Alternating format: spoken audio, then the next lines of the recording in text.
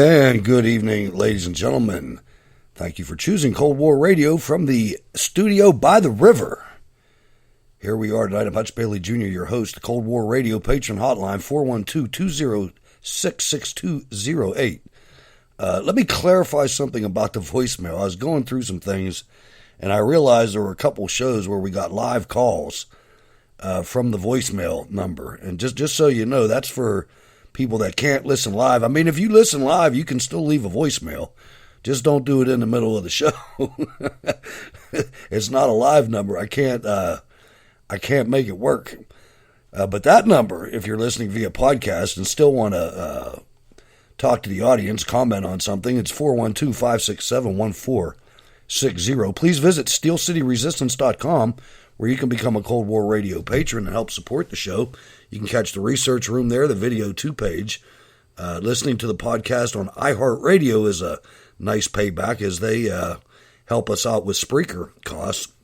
If you'd like to write to the show, please write to scrtv@live.com, or you can send a letter or a card to Cold War Radio, P.O. Box 10433, 370 Castle Shannon Boulevard, Pittsburgh, Pennsylvania, 15234. And I got to find that other one. There it is.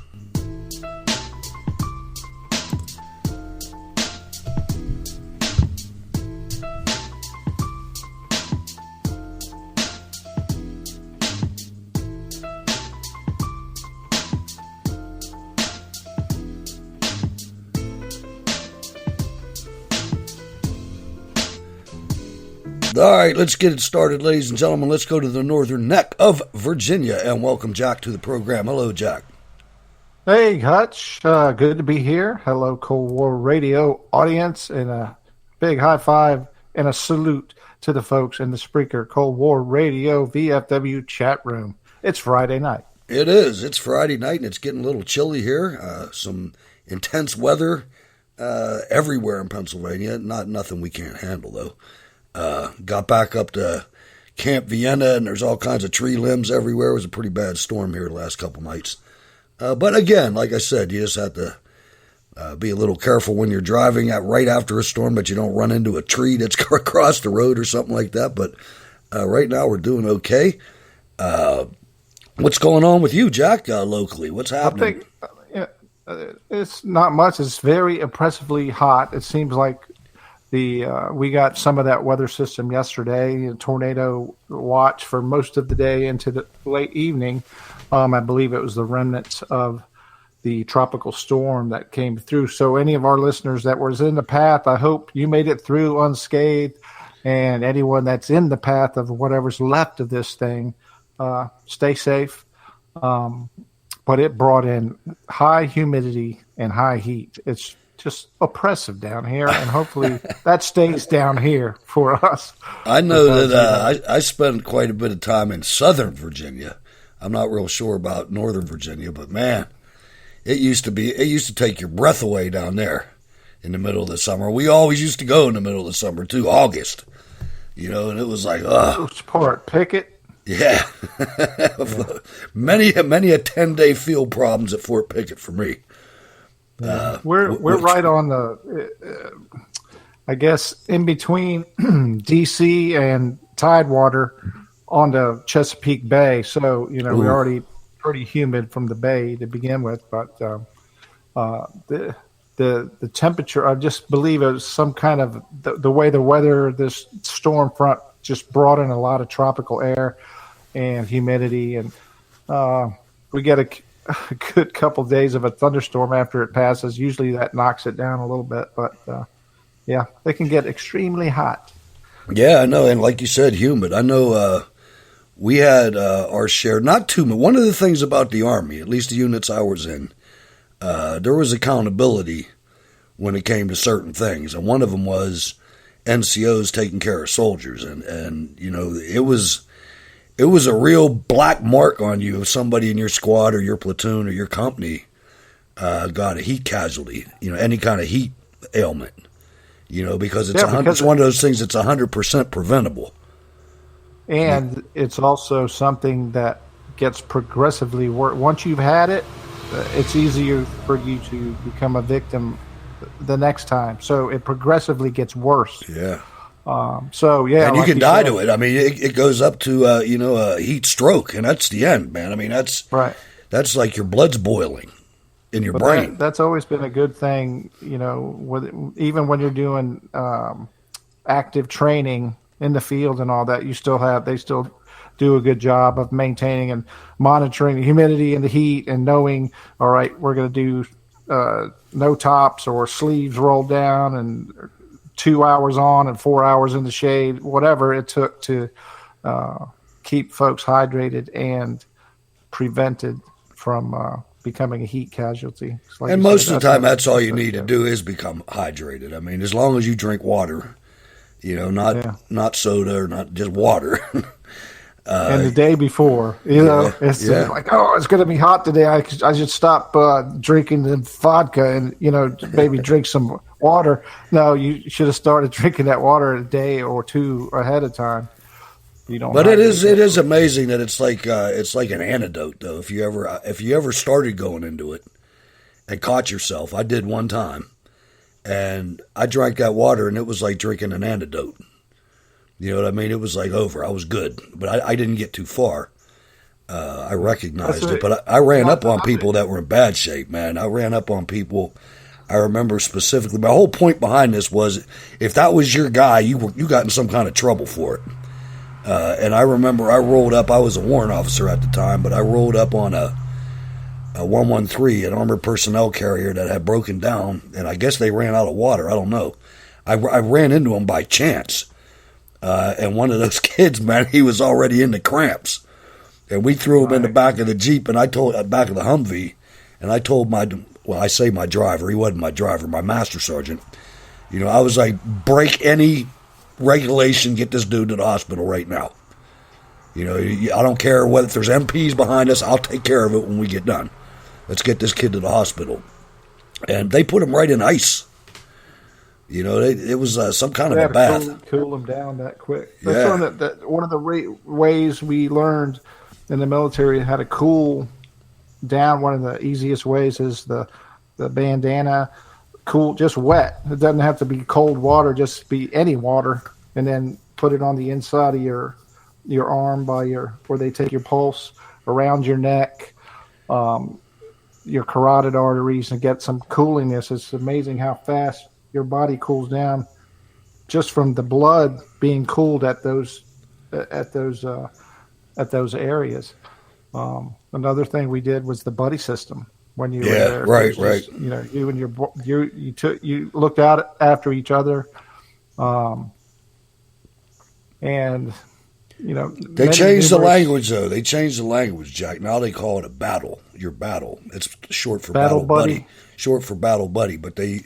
You know how the Army uses ridiculous terminology sometimes. Like who? I would hate to see what kind of acronyms are they coming up with now. No, that's your battle. Hello. All right. So, I like to ask you guys this every time we come on, just to kind of get the temperature of where you think we're going, man. What's your outlook? How you feeling about America? Well, I was looking good, optimistic on the election thing, and I'm still pretty good on the midterm. And actually, we'll discuss more about the Virginia's governor's race later on. But as far as overall what this current federal government is trying to do, it is actively moving in a direction that eerily reminds me of a young Hitler Nazi deal, when he just took power, seized power, and certain things happened to where he gained more power. Then he had his police officers out there.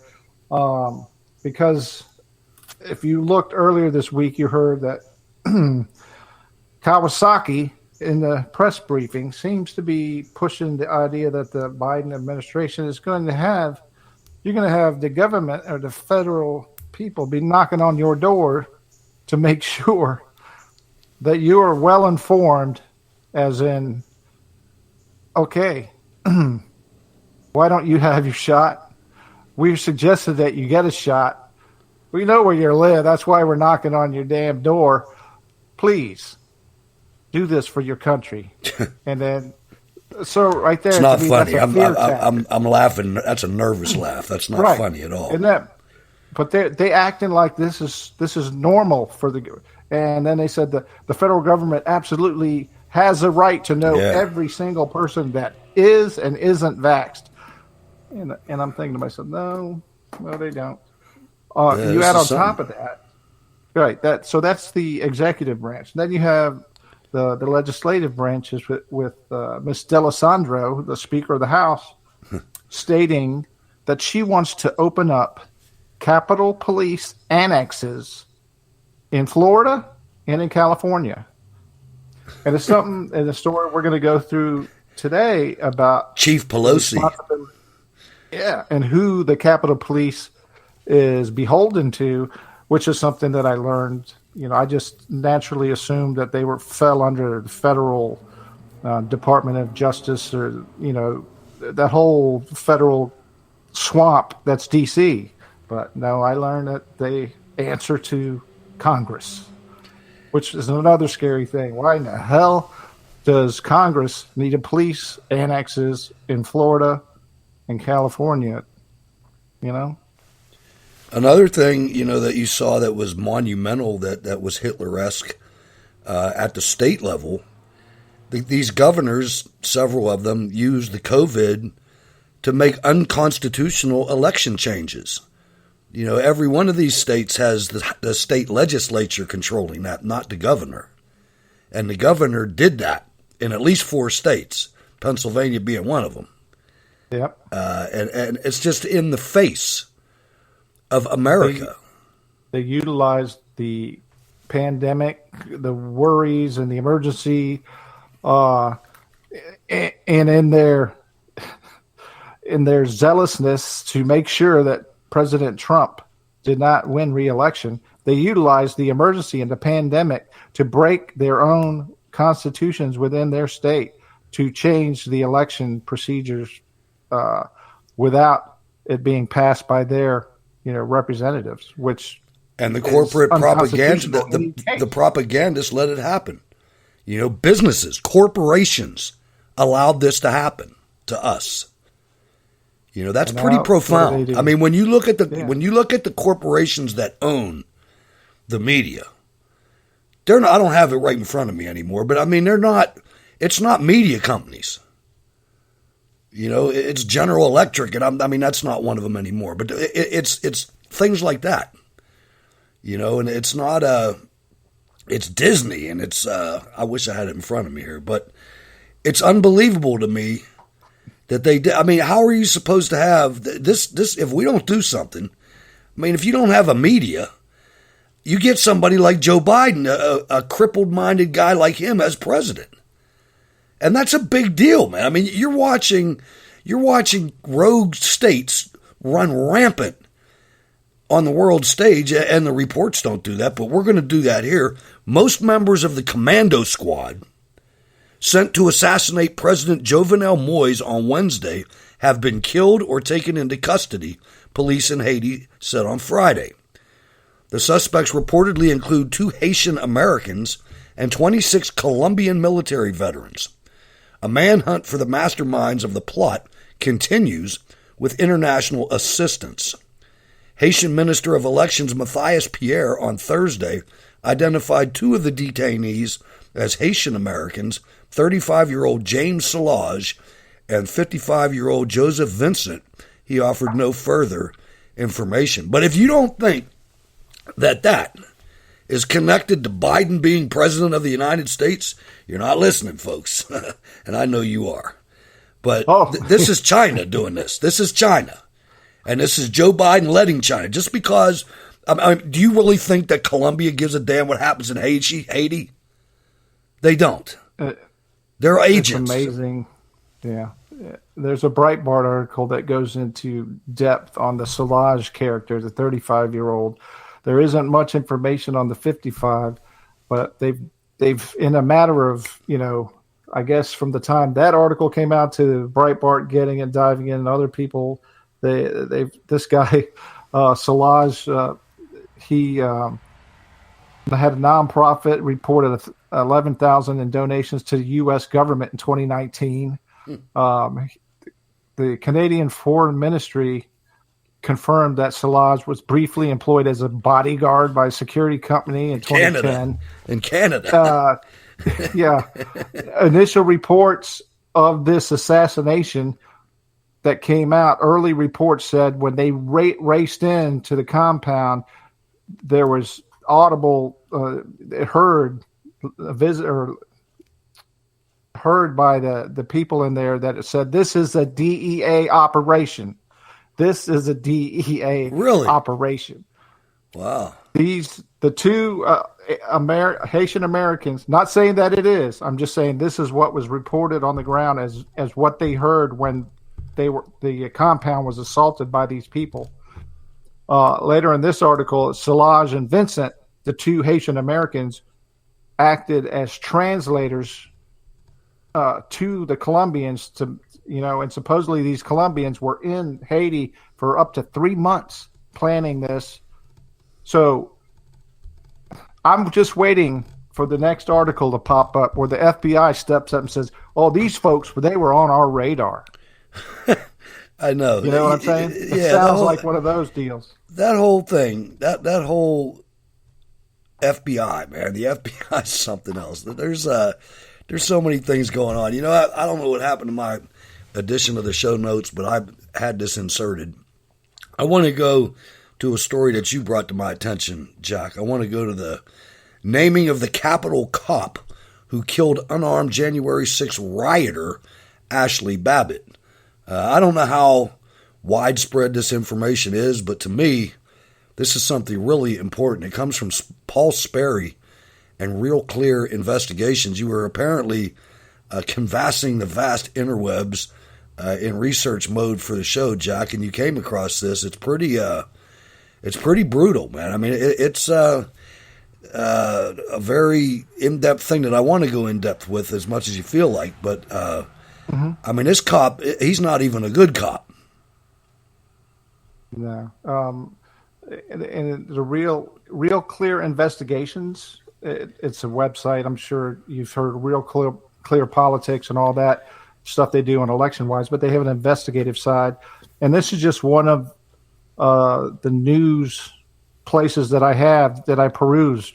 As I look, there's a few that I pick out and look at each one every day, and you'll see information come out. It's not all right, it's not all left, but this one dives into the shooting of Ashley Babbitt and some interesting revelations that come to light. We all have been waiting, and you see the demands of who shot Ashley Babbitt and why is it that the name of the police officer involved in a killing, the name has not been released to this day, when it is pretty much standard operating procedure across this nation to include Secret Service and other agencies of the federal government. If they're involved in something like this, the names are released, right? Not in this case. It's Capitol Police Officer.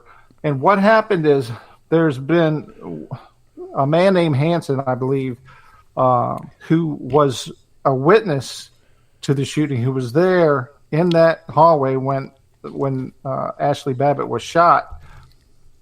And he has given a deposition. I'm not sure if he had video or pictures also that he shared with Ashley Babbitt's husband's attorney, because they're getting ready to sue the federal government for this information. They want for a wrongful death suit. And with that and a lot of information that's available, and what ended up being the sergeant at arms from the House deposition testimony to Congress, I believe, he is basically uttered the name of who the suspected officer is, and I believe his name, Lieutenant Byrd. BYRD. Early on, somebody on the internet had claimed somebody else's name, and the Capitol Police came out vehemently saying, no, this person did not commit this crime, blah, blah, blah. And they arrested the guy because Special Agent David Bailey, USCP Special Agent David Bailey. So whoever did that and threatened that guy was arrested and all that. But when Byrd's name came out, the Capitol Police have not responded and saying, no, he is not the shooter. Further into the article, it states that this officer Byrd, Lieutenant Byrd, has been on administrative leave from serving as a Capitol Police. He was one of the head honchos in the House area. He's been on administrative leave since January the 6th. Wait a minute, January 6th. I don't know. He's got an attorney. The Capitol Police are not releasing the information. So it does go in depth into that. But the most interesting part that I pulled out of this article, and I think Hutch agrees with me, is how the Capitol Police, the United States Capitol Police, and I'm just going to grab from the opening paragraph. Most police departments, including Washington, D.C.'s Metropolitan Police, are required to release an officer's name within days of a fatal shooting. Not the U.S. Capitol Police, which is controlled by Congress and answers only to Congress. It can keep the public in the dark about the identity and investigation of an officer involved in a shooting indefinitely. And that's what we're getting, folks. The only thing they released out was after their investigation. I think it was in April. They said no charges are going to be filed against this officer. That's it. They didn't release his name. None of the information of the investigation. Just said basically, all right, this is the broom, this is the rug. The rug's clean. Just don't worry about that big bulge underneath it, right? Yeah. Lieutenant Michael L. Byrd. I mean, this guy was investigated for leaving his department-issued Glock 22 firearm unattended in a Capitol restroom. A Glock 22 was used in the Babbitt shooting. It's a little interesting. And then there were some other things. He was cited by the acting House Sergeant-at-Arms during a brief discussion of the officer who shot Babbitt at a February 25th House hearing. Both C-SPAN and CNN removed his name from transcripts. CQ. But CQ transcripts, which according to its website provides the complete word from Capitol Hill exactly as it was spoken, recorded the Capitol official Timothy Blodgett referring to the cop as Officer Byrd. His name is clearly audible in the videotape of the hearing. Byrd appears to match the description of the shooter, who video footage shows is an African-American dressed that day in a business suit, jewelry, including a beaded bracelet and a lapel pin, also match up with photos of Byrd. His resume lines up with what's known about the experience and position of the officer involved in the shooting, a veteran USCP officer who holds the rank of lieutenant and is the commander of the House Chamber section of the Capitol Police. I mean, his internet footprint was scrubbed right after the shooting, including his social media and personal photos. Officer Byrd's named in a videotape of the House testimony. I mean, phone calls he lives in Maryland, where he's on paid administrative leave, are all unanswered. I mean, this is murder. January. Murder, man. It's murder. Nancy Pelosi should not be able to get away with this. She shouldn't. And she wants to open up annexes of the Capitol Police. That's the Gestapo, two different states right there. Think about that. Yeah. A police force run by the House Speaker, partisan or whoever's politician, in charge of a partisan, Congress. Yeah, somebody who doesn't mind killing the opposition, as in Seth Rich. I mean, there's so many. And it just goes on and on and on. And these people, they sell their souls, man. The people in the DOJ and the FBI and do we have law enforcement anymore? There's a dire strait. Did you see that the FBI, after years of saying they had absolutely nothing to release as far as the Seth Rich deal, now they're talking assassinations. A whole crap load of information, emails, all kinds of stuff. Where did they find it? In their file room. They didn't have anything. I mean, this is nuts. It is. I mean, and we're gonna have to figure out a way to put pressure on somebody. I mean, we can't survive this way, man. I mean, they're going to come after all of us. Of outright violence that died that day. The only one. 35 years old. Only one. 35 years old. I mean, what's a Glock 22? Is that a 22? I don't know.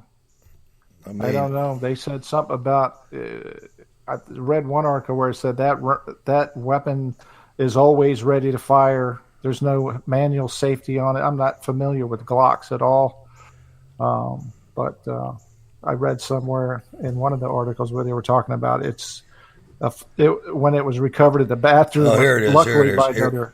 Here it is. House, even though the potent weapon which fires a .40 caliber round has no manual safety to prevent unintended firing, a lot of pistols don't have safeties. Fortunately, the abandoned gun was discovered by another officer during a routine security sweep. That's why she fell so damn fast. I wondered that. That was a photo. Good. Yeah, there's a photo that I've read in other articles and where they try to link. They say this is such and such. This is Bird. This is the guy that was in there. You can see him with his weapon pulled. And you can see other folks with their weapons pulled, but their finger is in a strategic location, a safe location, right straight ahead next to the trigger. His is wrapped fully around the trigger as he's walking around, which it reminds me of one of the first things. It reminds me of Plaxico Burress shooting himself in the leg in the nightclub. Man. So it could have been something as simple as that. This guy had his. And he just was trying to maybe aim it, and it boom, because he was obviously not showing proper. And he's walking directly behind these other security people that are posed up and ready to defend anyone breaking into that house chamber, is what it was. Because they were scared, like Hank Johnson. He was scared that he was going to be hung up like some fruit. Strange fruit. Third floor, right? Yeah. Oh boy. Fruit. So again, hanging upside down like Guam on Tuesday. So again, we have a military style or law enforcement, corrupt law enforcement operation, and it's run by Nancy Pelosi. Man, that's pretty. Every American should know that. That's something that, no, it wasn't a weather alert, man. It was an Amber Alert. Be honest with you, I'm going to have to read it after the show. But responding to that noise that was emitted over the airwaves of the Cold War radio. Is that from your location? It is. I don't know. Okay. I'm not sure. I was looking around. I'm like, Amber Alert where? And I'm looking at all my devices. I don't see nothing. It must not be me. Whew.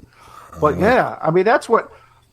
Because I heard earlier this week about Pelosi and wanting to open up annexes for the Capitol Police, and I'm like, why in the hell would she want to do that? Why?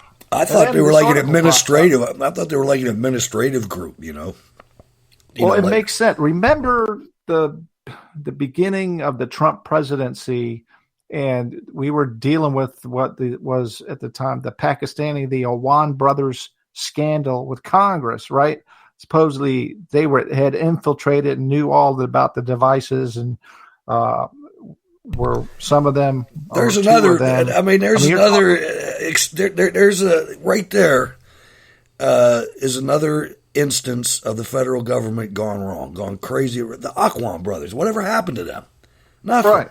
They're back in Pakistan, but the thing is that guess that's good enough punishment. Imran Awan had set aside a laptop, boom, which the Capitol Police secured, and there was a hearing, and Wasserman Schultz was in there, basically demanding that the Capitol Police chief, you better hand over. My laptop, yeah. I remember that. Or you're going to have something to deal with. Now it makes sense because she's right. She's one of the buddies with Pelosi. She was head of the DNC at DNC. Runs the show, right? Yeah, she was running the DNC. So now it makes sense. Wow, it's so just she has some nerve to be talking to the Capitol Police chief like that, and I'm like, wait a minute. Now it's like, okay, it makes sense. He works for her. I forgot about that. That was a good catch. You remember that, right? Yes, I do. Oh, absolutely, I do. I just I had forgotten about it. So much happens, Jack. I mean, you can go all the way back to the beginning of the Obama administration, man. There's like thing after thing after thing. There's a long list of just grief. I mean, to be a member of these people's group, man, you got to be a real idiot or you got to be evil. One of the two, man. More articles came out about Adam Schiff and Swalwell's buddy Ed Buck. We still have nothing done to this guy He murdered homosexual blacks, and where's the liberal Democrats that are so woke? You know, you don't even care. You let it go right by. Victimizes young homosexual black males, drugs them, and then sometimes kills them. Yeah. I guess since he contributes to the Democrat candidates across the board, I think he actually contributed to Cankles a couple of times. Oh, I'm sure. But he wouldn't still be around if he did. But you got Swalwell with a Chinese spy. Nothing's happening to him. No. Pelosi's 30 years with the Chinese spy driving her car. Nothing. Not Pelosi. Feinstein. McConnell, married to a Chinese.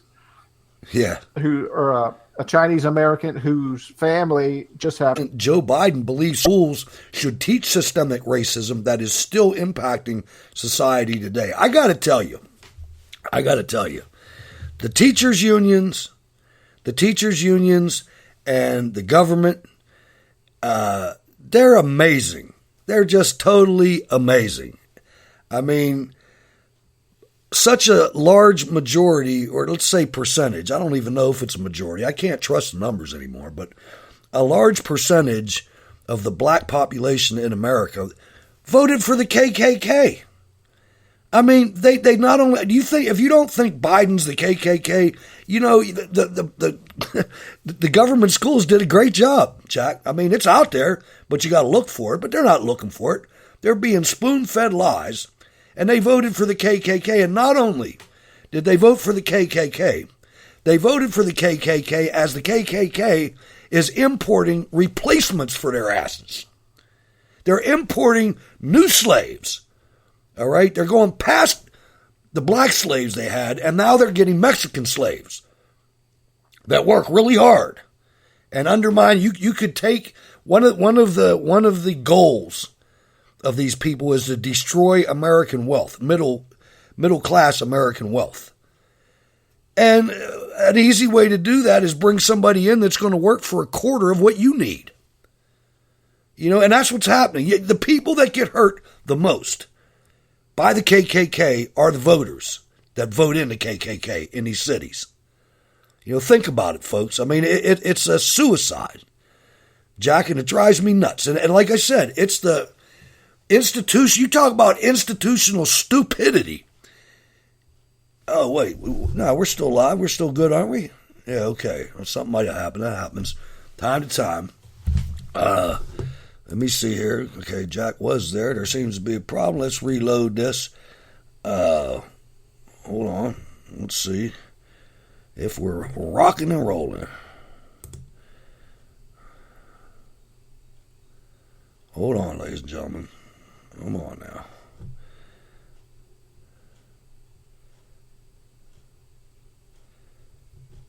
All right, here we go. Hello, and welcome to Cold War Radio.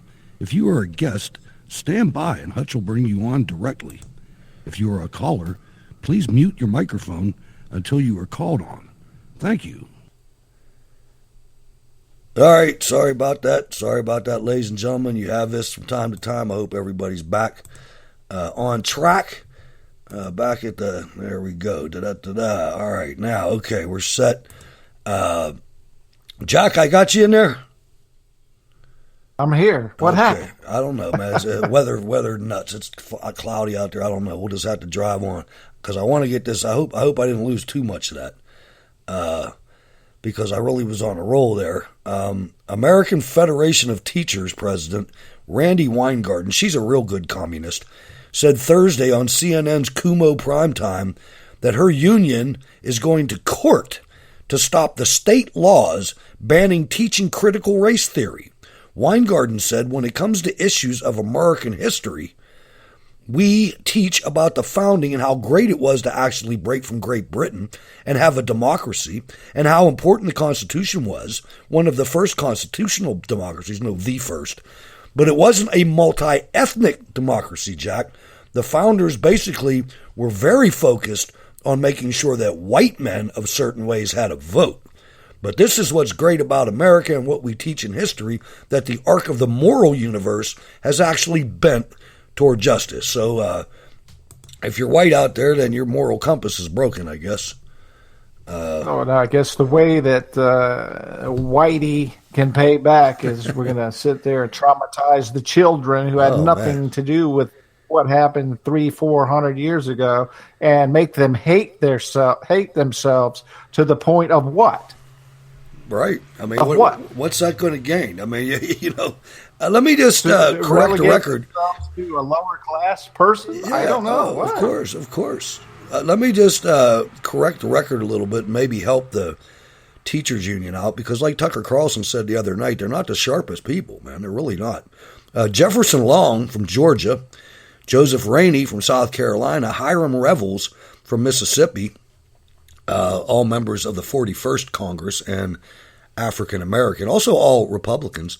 Robert DeLarge, Robert Elliott, Joseph Rainey, Benjamin Turner, and Josiah Walls, members of the 42nd Congress from 1871 to 1873. The first one I mentioned was 1869 to 1871, and that was 2 House members and 1 senator.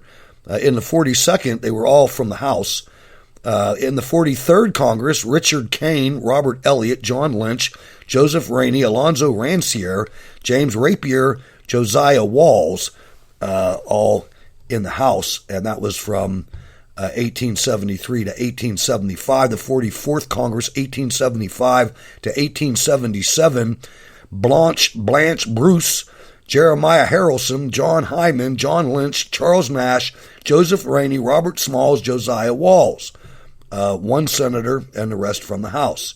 Finally, 1877 to 1879, Blanche Bruce, Richard Kane, Joseph Rainey, Robert Smalls, 3 in the House, 1 in the Senate. It goes on and on and on. It gets smaller during some of the periods where they enacted the Jim Crow laws and whatnot, but the idea that whites were the only people running anything in our country and in our government is just ridiculous, Jack. And I think that for us to accept teachers teaching these lies to our children, that whatever happens is going to be our fault. Now, on a good side, you're starting to see a lot more of these people, like parents, in there and protesting at school board meetings and things like that. That's where you got to get this stuff done. The federal government is only as powerful as we let it be. You put the pen to the paper, the rubber to the road at the state and local level. Yep, there's been a few states that actually basically passed laws that said you're not teaching that in our schools. Then you have, I know in Loudoun County in the Commonwealth of Virginia, there's a huge fight brewing, which actually exposed how in depth and how corrupt this movement and this push is, because what was found out initially was the local school board, local district attorney, some other elected people that were all part of a Facebook group were actively seeking out anyone that was a parent in Loudoun County that was going to oppose the critical race theory. They were going to dox them, out them, try to get them fired from their work, whatever it was, basically shaming them, dude, whatever, Salem witch trial, I don't know what the hell you call it, but it's completely and totally unethical, wrong.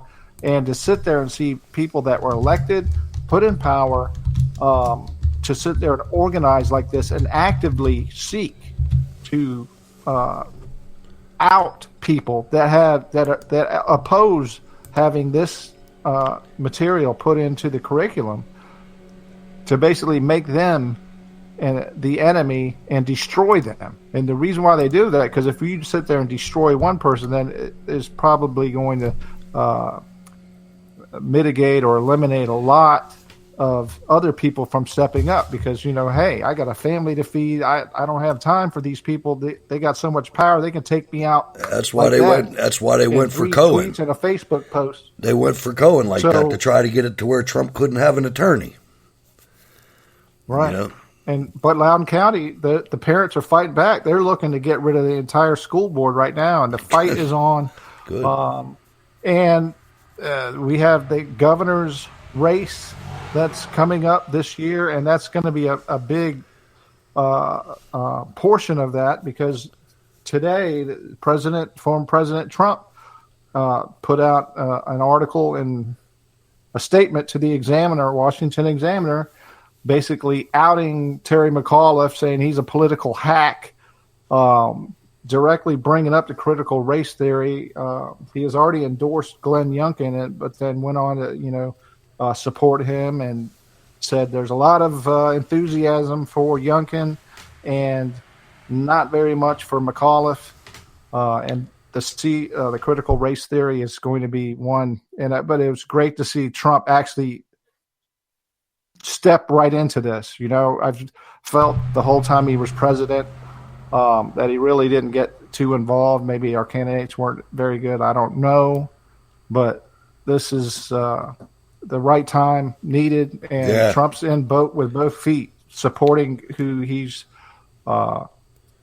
wants to help bring back and take over states, Congress, and the Senate. So, it's just, and then when they do that, they got a lot of work to do. They got a lot of work to do with the DOJ and the federal agencies. They need to drop a bomb on the federal employment. That the people that work for the federal government need to be cut in half or more. I mean, this needs to happen like with certainty and fast, like a blitzkrieg. If they want to use Hitler terms, something really needs to happen. Now, considering the vaccination debacle, Turning Point USA announced this week that it is launching a nationwide campaign titled No Forced Vax across its network of more than 2,500 high schools and university chapters to fight back against mandated coronavirus vaccinations on campus. TPUSA added that students should not be forced to live in a medical apartheid.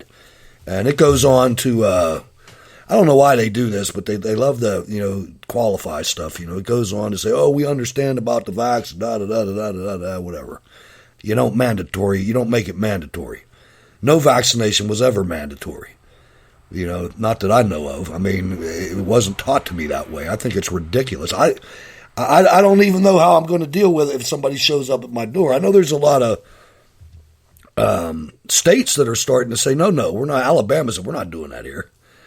That's not going to happen. Yeah, right. That's about it. Yeah, I read something earlier this week about the military is going to be implementing a mandate for they already did, but now they're coming out with, I think it's Cotton is trying to get a bill passed that doesn't allow that to happen. I don't know what kind of juice they have. I don't know.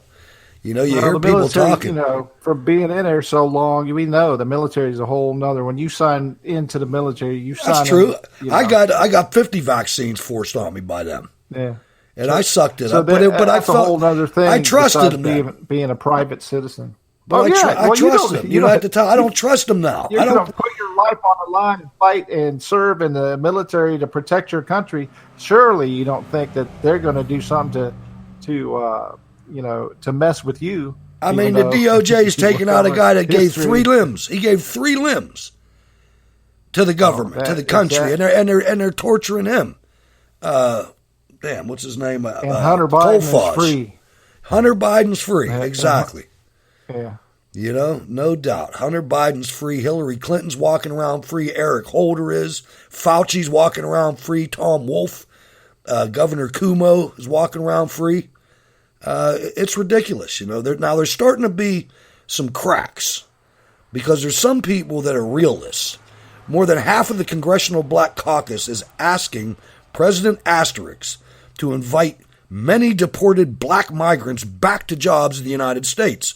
Now is the time to turn the resources and power of the U.S. government toward repairing these harms in the name of racial justice for black and brown immigrants, says a July 7th letter signed by, and I don't know why they call him this, signed by the elite left representative Mondaire Jones, Democrat, New York. Is he royalty or something? Who is this guy? And 29 other members of the Congressional Black Caucus. But the letter was not signed by roughly 20 members of the Congressional Black Caucus. Their missing signatures reveal a split in the CBC and a divide in the so-called squad of 6 radical Democrats over immigration economics. The letter does not mention migration's economic damage to Americans, including black Americans. So, I mean, is this an awakening? I don't know. It depends how much they're getting paid off. You know, I mean, I don't think there's an honorable person in Congress. I don't know. Maybe there's a couple of them in there, but not in the Congressional Black Caucus. That's a communist organization. I mean, you might as well say that. It's hard to imagine them looking out for regular, everyday, hardworking Americans, especially when they're going to sit there and try to advocate bringing illegals in to take jobs. It's unreal. Right. I mean, I guess they're doing it because right now, with the way that they did this emergency unemployment, and I think they're trying to extend it a little bit, and then the way that a fast food flipping hamburger job is now pushing $15 an hour to start, and $1,000 signing bonuses. $1,000 signing bonus. Yeah. I mean, shoot, put down the baseball bat. Right. Put down a football. You could get, severely injured there. Pick up that spatula and strap on an apron. And then, maybe you can get $1,500 from Wendy's after you show them that McDonald's wants you for $1,000. I'll tell you what, though, that's not the only place. Get an agent too, huh? That's not the only place where it's a buyer's market when it comes to jobs. I mean, you look at some of the manufacturing places. There's I got a building supply store out here. I was talking to a guy the other day. I was getting some propane bottles filled, and there's something like he's got a nice builder supply place. It's like a mini Busy Beaver or a mini, not Lowe's. It's nothing like Lowe's, but it's your neighborhood one. And like True Value or they got wood, they got lumber and stuff, but it's not as much as what Lowe's has. And some of the stuff, if you want it, you got to get them to order it for you. But he said that there's something like 200 items that he can't get that are just gone. Like there's nobody making them. I wanted to get have you seen those propane heaters that have like 1, 2, or 3 elements that you put right on top of the 20-pound bottle? You screw it right onto the handle of the 20-pound bottle. You just light them. They're for outside heating. I've been wanting one of those. I use one of those for out in my deck in the spring and in the fall, to extend the season a little bit at night. And you can't get one. I've been trying to get one for a year and a half. I mean, I went to like every store. I have to go. I mean, I did this a couple months ago, back in the spring. But I went back last week, and he still doesn't have them and doesn't have 200 other items. The place is packed, but I mean, there's the one that goes directly to like the propane tank that you get for your grills? 20 pound, yeah. And you just it's got a thumb screw, and you screw it on there to the handle of the tank, and it's got a thermocouple, and you just push the open the valve up, push the thermocouple, and light the element. Mine had 3 elements. You could light them individually, independently. But really works, man. Works outstanding. I think what I'm going to get now, I'm going to mount one on the ceiling, the porch ceiling or whatever, porch roof, and run a propane line to it, and just have one of those ones that's like radiant heater. I've seen them in different bars have them outside. I know there was one down in Fort Bragg. They had a smoking house outside of their bar. They had one bar left at Fort Bragg when I went there last time. And these bases used to have 12 bars on them. But so there's one bar, and it's like a family place. But there was an all-glass house out behind it that had like a hole, like a teepee. It had a hole in the top, and that's where he smoked. It had like a little heater like that in there and a TV out there. But anyway, don't smoke, folks. That was for the smoke. That was the smoking section. Oh, yeah, you were outside, man. Your ass was outside, man. Hey. So, hey, yeah, I mean, it's okay. I mean, that's what we want to do. I understand, especially since it was, I don't know if I agree with it being a family establishment. It's freaking on the 82nd Airborne's base. You think you could have a place for the fellas to go let their hair down, what little hair they have. But I mean, I guess it's a different. When I was there, you just had the NCO club, and then I think by the time I left, because I never really went there, they turned it into, I think, the enlisted man's club. Yeah. Because back in the day, you had the officers club, you had the NCOs club, because you couldn't have NCOs hobnobbing with the troops, and then you had the enlisted man's club. Yeah. Right.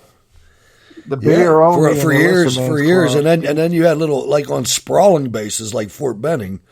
You had 2 of those because there was a Kelly Hill and there was a main post, and then you had the commissaries and bowling alleys and movie theaters, and we used to do a lot of drinking at Fort Knox at the bowling alley. Now this is when I was in the trainee status. They had that MWR. I mean, each base. You would think that, the way it used to be, that there was so much entertainment and things to do on base that the troops never had to leave base, right? Yeah, that was the reason, because they didn't used to get paid. Back in the day, you didn't make enough to get a car. And you had, you have the bus running across the base 24/7. So, in addition to being able to entertain the troops, it's also basically a safety aspect to keep them, because once a lot of them get into cars and then go off base, things could get ugly. I could tell you, I went from E3 to E1 once, and then I went from E1 to E1. I got a couple DUIs. It was terrible, because the year I was down there, I was only stationed in the United States at one place at Fort Benning. Then they sent me to 2nd Infantry Division in Korea. But when I was on my initial active duty tour. But the Fort Benning, the Mothers Against Drunk Driving had just come out, and they changed the policy of Fort Benning when I was there. And like the first, I got 2 DUIs, right? And the first one, it was just a battalion commander, right? And I forget what I got. I don't even think I got reduced. I just got a fine, I think. And then the second time, they changed the policy, and you had to go to the brigade commander, right? And it was like your whole chain of command had to go with you. That guy just threw the book at me, man. He said, I'm going to try my best to get you out of my army. And I got back to the unit, and the company commander was like, well, man, what do you want to do? I said, I don't want to get out. Your squad leader, a lieutenant, here's your company commander, captain, first sergeant, sergeant major. First sergeant, sergeant major, battalion commander, lieutenant colonel, all sitting in the full bird colonel's office. Yeah, they're like, don't. Yeah, we know where you're going to be peeling a hell of a lot of potatoes. I had to do extra Cutting duty. a lot of grass there, Bailey. Oh, raking some damn gravel, man. Digging out tank washes, what do you call them? Wash racks. Oh man, we did that. The cigarette butts. They took us, we had a little entrenching tool, right? I know you're familiar with it. What it is, ladies and gentlemen, it's a foldable shovel that's about 15 inches long, fully extended. not the kind with the wooden handle like your grandfather had. And there's about 6 or 7 of us, and we're digging the mud out of this wash rack. Because when you wash tanks off, eventually the mud builds up and you got to empty it out. We spent 8 hours on a Saturday emptying as much as we could out with that shovel, and we didn't even make the level go down. There was all kinds of mud on the side of this thing, but the level was still high. Man, I watched on Monday, a freaking backhoe came in and took all that shit out in about a half hour. It was like, man, they tortured us. But it was our fault. It was my fault. What are you going to do? Anyway, that was a fun story. But I lost my driver's privileges. So hard you forgot why you got in trouble, huh? Yeah, I lost my driver privileges on Fort Benning for the rest of my natural life. I remember that. That was part of it. But anyway, ladies and gentlemen, you're listening to Cold War Radio with Jack and Hutch. Don't go anywhere. A couple clips. We'll be right back. Let's talk about another beauty. Willard Mitt Romney.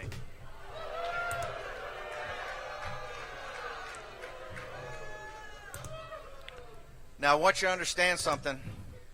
It was Willard Mitt Romney's comment yesterday, his tweet or whatever it was, and the only reason I'm going there, Mitt, because you started it.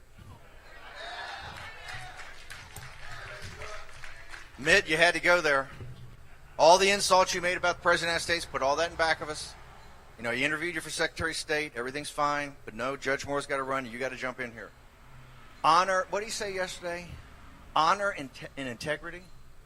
Honor and that Judge Moore lacked honor and integrity. And that's why he couldn't vote for him, right? Couldn't support him. Judge Moore is a graduate of the United States Military Academy at West Point.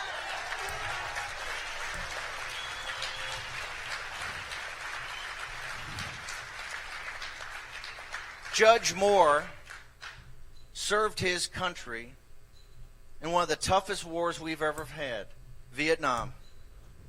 And he went over there for his country, his state, and his family.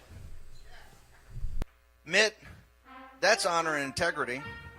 And by the way, Mitt, while we're on the subject of Vietnam and honor and integrity, you avoided service, brother, right? You served. Okay, Mitt, here's how it is, brother. Now the college deferments, that's we can debate that, but you hid behind your religion. You went to France to be a missionary while guys were dying in rice paddies in Vietnam. Do not talk to me about honor and integrity.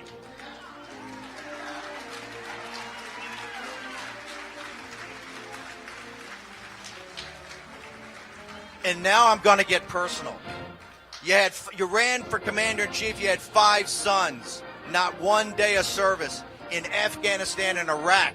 We have 7,000 dead and 52,000 casualties. And where were the Romneys during those wars?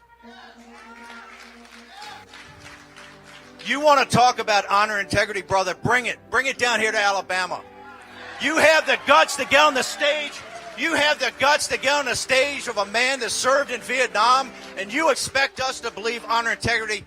Judge Roy Moore has more honor and integrity in that pinky finger than your entire family has in its whole DNA.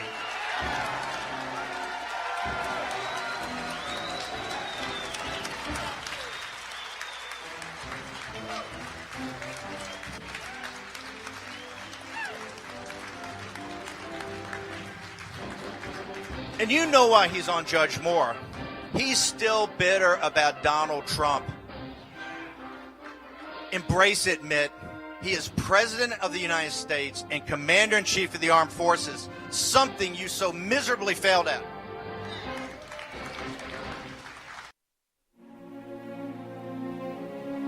Honoring Cold War veterans. After World War II, the United States and the Soviet Union began a 46-year-long struggle for political and military supremacy known as the Cold War. Soldiers of both sides did not do battle directly, though thousands of Americans were killed, wounded, or went missing in operations during the Cold War, separate from Korea and Vietnam. During these tense relations with the Soviet Union, generations of American servicemen and women stood ready at ambiguous, politically sensitive listening posts, anticipating the first strike. Neither side wanted to unleash the world-changing devastation that brought them to the point of mutually assured destruction. Standing fierce in the face of an overwhelming enemy, these veterans answered the call, drafted or volunteered, as America needed its guardians of freedom, and they were there. The U.S. government has never formally recognized the Cold War or its veterans.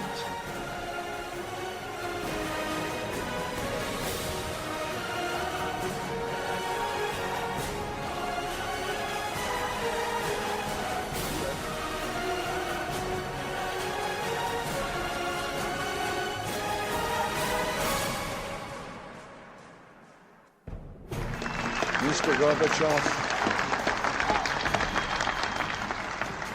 Mr. Gorbachev, tear down this wall.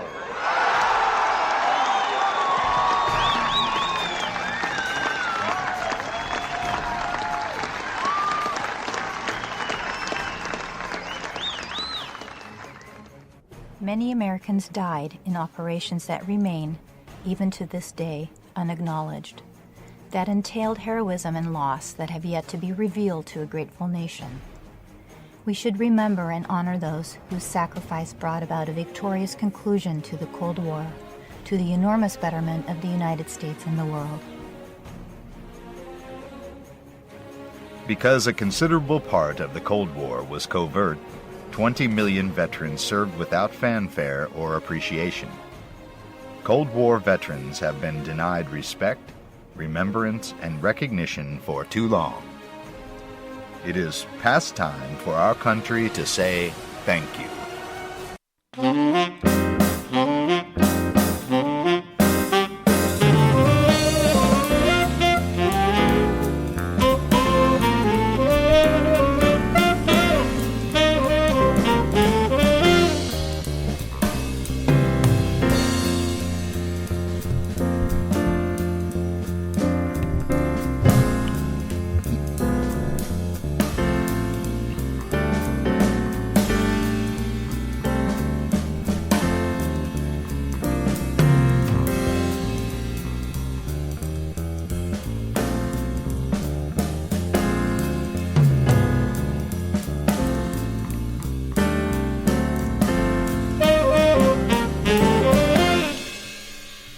All right, ladies and gentlemen, welcome back to Cold War Radio. We are back on point. Let's get right to it. Ladies and gentlemen, your weekly jihad report. 42 jihad attacks, 197 killed, 168 injured.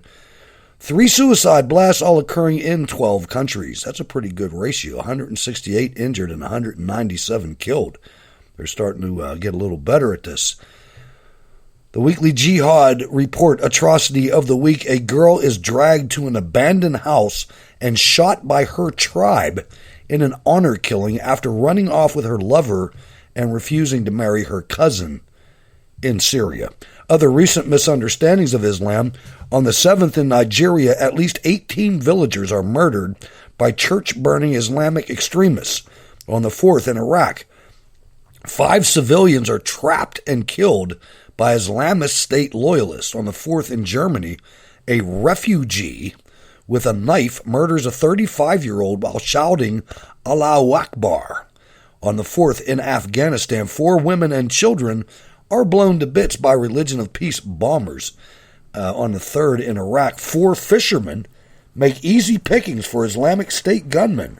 On the 2nd in Pakistan, a man is hacked to death over blasphemy while after being cleared by a court. Note, the data for each attack is sometimes pulled from multiple sources. The provided link may not be in complete agreement with the updated detail for the incident. And you can always go to thereligionofpeace.com to get any updates. Ladies and gentlemen, the Religion of Peace. One body, at a time. Allahu Akbar, Allah.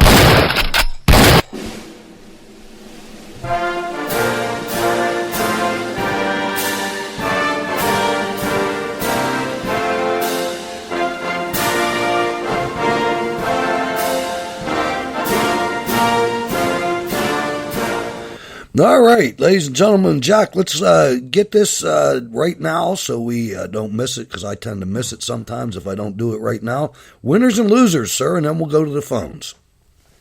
Winners, I briefly touched on actually both my winner and loser tonight. My winner is GOP gubernatorial candidate. That's the candidate for governor for folks who aren't listening. For Virginia, Glenn Youngkin, Okay. who won versus some shady characters. Snyder, if you remember, that kind of joke on that one guy that did that Rube deal, the Never Trump Collins. Project guy. Collins. Remember I think. him? Yeah, I think that was his name. Good. Yeah, but so Glenn Youngkin defeated him. Is endorsed by President Trump shortly thereafter, but Trump came out. He's rolled up his sleeves and he's all in on this. Any election that's coming up between now, the governor election or election of Virginia is this year, but we still have the big deal next year of Congress and the House and Senate seats that we need to overturn and take control of our government again. But he jumped in, basically trashing the Democrat candidate, who is Terry McAuliffe, who folks across the country should know Terry McAuliffe because he's like the mastermind behind the Clintons and Hillary Clinton. And if you remember, I forgot the FBI guy's name, whose wife was running for a state Senate seat here in Virginia, who was fully funded by McAuliffe through however his shady ways. But he was governor. You can only serve one term at a time in Virginia. I don't know how the hell they pulled that crap off, but he served 4 years. Blackface served 4 years, Northam, and now McAuliffe wants to come back and be governor of Virginia again. And President Trump thinks Virginia is ripe for change, and this is the first time I've actually seen him come full board. He released a letter to the Washington Examiner exposing McAuliffe, the critical race theory, the topic we were discussing earlier. I mean, blasting him for that. And Terry McAuliffe's typical response is to accuse Trump of being a white supremacist. There's already, his campaign's already put out television ads or internet ads also, basically tying Youngkin to Trump. And they actually put in the clips. Remember when President Trump was talking about Charlottesville? Oh, yeah. How could I forget? Mm-hmm. And the way that the media and the left portrayed it as like the white supremacist. Oh, counting on people to be stupid. Counting on you to be stupid. Yeah. Hey, listen to the damn speech, people. He wasn't. Right. He was basically saying, hey, there's bad on both sides, except he said there's good people on both sides instead of saying there's bad people on both sides. And, the bad actors took control. And he wasn't even talking about the people that they were talking about. He was talking about the people that didn't want the statues to be knocked down. Right. For historic reasons, not he wasn't talking about we all know this. Let's not go over it again. Yeah. Sorry. The context was not put into any of or it was this. No. It's like whenever you see a leftist or the media take one sentence out of somebody's maybe a paragraph where they're trying to explain something. And years and years they used it, Jack. I mean, they use this on every venue, every show. I mean, they and basically when they're telling you that, they're saying, ladies and gentlemen, we think you are so damn stupid that you're going to believe me. You know, if I just say this 10 times on 10 different shows, it's going to be real. And we know it wasn't real. This is the kind of thing, and I'm going to let it get back to you because this is ballooning into a 15-minute segment here. Well, no, but it's important. I mean, it is. No, I know. That's why I'm saying. But, this is something where they need to be held to account. They do, for lying. Not for leaning left, not for being biased, for frickin' lying. To cause damage. Yeah. They have nothing to offer, and this is the exact same attack mode that happened on the last governor's race in Virginia. The Democrat, Northam, had nothing to offer. Basically, his ads attacked the candidate, I think, what was it, Gillespie? Who was a never Trumper to begin with. Yeah. But that was his name. The same ads tying the candidate to Trump, to what he said about in Charlottesville, is the same thing that McAuliffe is doing right now. It's not going to work. No. It's 4 years on. You tie him to Trump. That's going to help Trump or help the Republican. Because there's plenty of Democrats. Plenty of Democrats still say America. Plenty of Democrats are still patriots. They just don't know how bad it is that they're Democrats, in my opinion. Anyway, you're a loser. A loser. There's co-winners, and I talked about them earlier. The Biden administration. Why? Because they're going to do this door-to-door vax advocacy thing, which is basically, we know you don't have the jab. We're going to hound you until you get the jab. And if you don't get the jab, as soon as we pass the laws, we're coming to get you and give you the damn jab. There's going to be some standoffs in this country. Oh, man. Hell yeah. And then the co-winner of the loser is Pelosi with her ambition. Sheriff Pelosi. There's a new sheriff in town. Her name's Delisandro. Right. But she wants to annex out. And you think about this, folks. The Capitol Police, now that we know that they're beholden to Congress alone, so their only deal is to protect Congress within the U.S. Capitol building.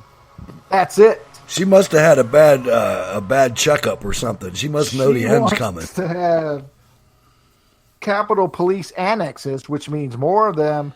Capitol Police. The first two places, I forgot the cities. I think it's San Francisco, which is her home area in California, and then an area in Florida. So Florida, California, listen up. The federales are on their way. They might let him in California. DeSantis ain't playing that shit. You fund your local He'll have the cops, state police up there. He'll have the state police up there with a barricade. We'll have a barricade set up. Come on, Capitol Police, come on. Aunt Nancy's sending the federales there, and they'll take care of you. All right. Okay, my winner of this week from Phoenix, Blake Masters, an ally of billionaire entrepreneur and investor Peter Thiel. I believe this is the guy that founded PayPal, filed papers Friday to challenge Democrat U.S. Senator Mark Kelly of Arizona. Masters joins a crowded field of Republicans looking to take on Kelly in one of the top-tier Senate races of 22, which will help determine which party controls the upper chamber of commerce. If you don't know much about Senator Mark Kelly, he's one of the worthless, anti-constitutional scumbag military officers. He's from the Navy. This guy, or is he from the Air Force? He's from the Air Force, I'm sorry. He was an astronaut, right? Yes, he was from the Air Force. Gabby Gifford's husband? Gabby Gifford's husband, that's right. And the shame about that whole thing is everybody knows who Gabby Giffords is, who survived. But what's the name of the federal judge that got murdered there that day, Jack? I know you don't know because nobody knows. But there's one that was killed there and nobody knows his name. But everybody knows Gabby Giffords because it was all a plot to get this dude who's an anti-gun pig into the Senate, and it worked. I'd love to see him get taken out. Blake Masters, hope we can get you on the show, man. I'm telling you. That's my winner there. That's weird. They're up for he's up for election next year? Yeah. Didn't he just win? I thought so too. Did he fill McCain's slot. he defeated McSally. He who got was, McCain's slot. It was a special election. right. I She think. only was given a certain amount of time till they could hold an election. I guess I don't know. That's kind of He needs to go, though. He needs to go. He's a traitor to his country, a traitor to his oath of office. He needs to go. He needs to go. And McSally right now. needed to go too because That's she true. was She was the wavering. one who should have been in there was Doctor. Yeah, the one that's doing the audit right now, Kelly The one Ward. you had an interview with Kelly Ward, twice. Yes, Dr. Kelly Ward. Yeah. I mean, it's a good thing she's in charge of the GOP in Arizona now. She's That's doing a one good step job. closer to doing what's right. So, Yep, she's doing good. Now, the loser of the week is Vice News.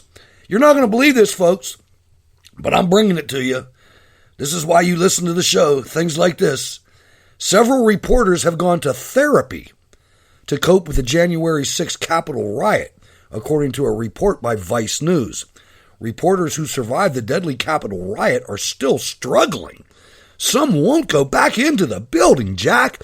Several have sought therapy to deal with trauma. Many still aren't sleeping well, the publication said in a tweet. In the deadly riot, the only person who died was Ashley Babbitt, a United States Air Force veteran that was murdered by the Capitol Police.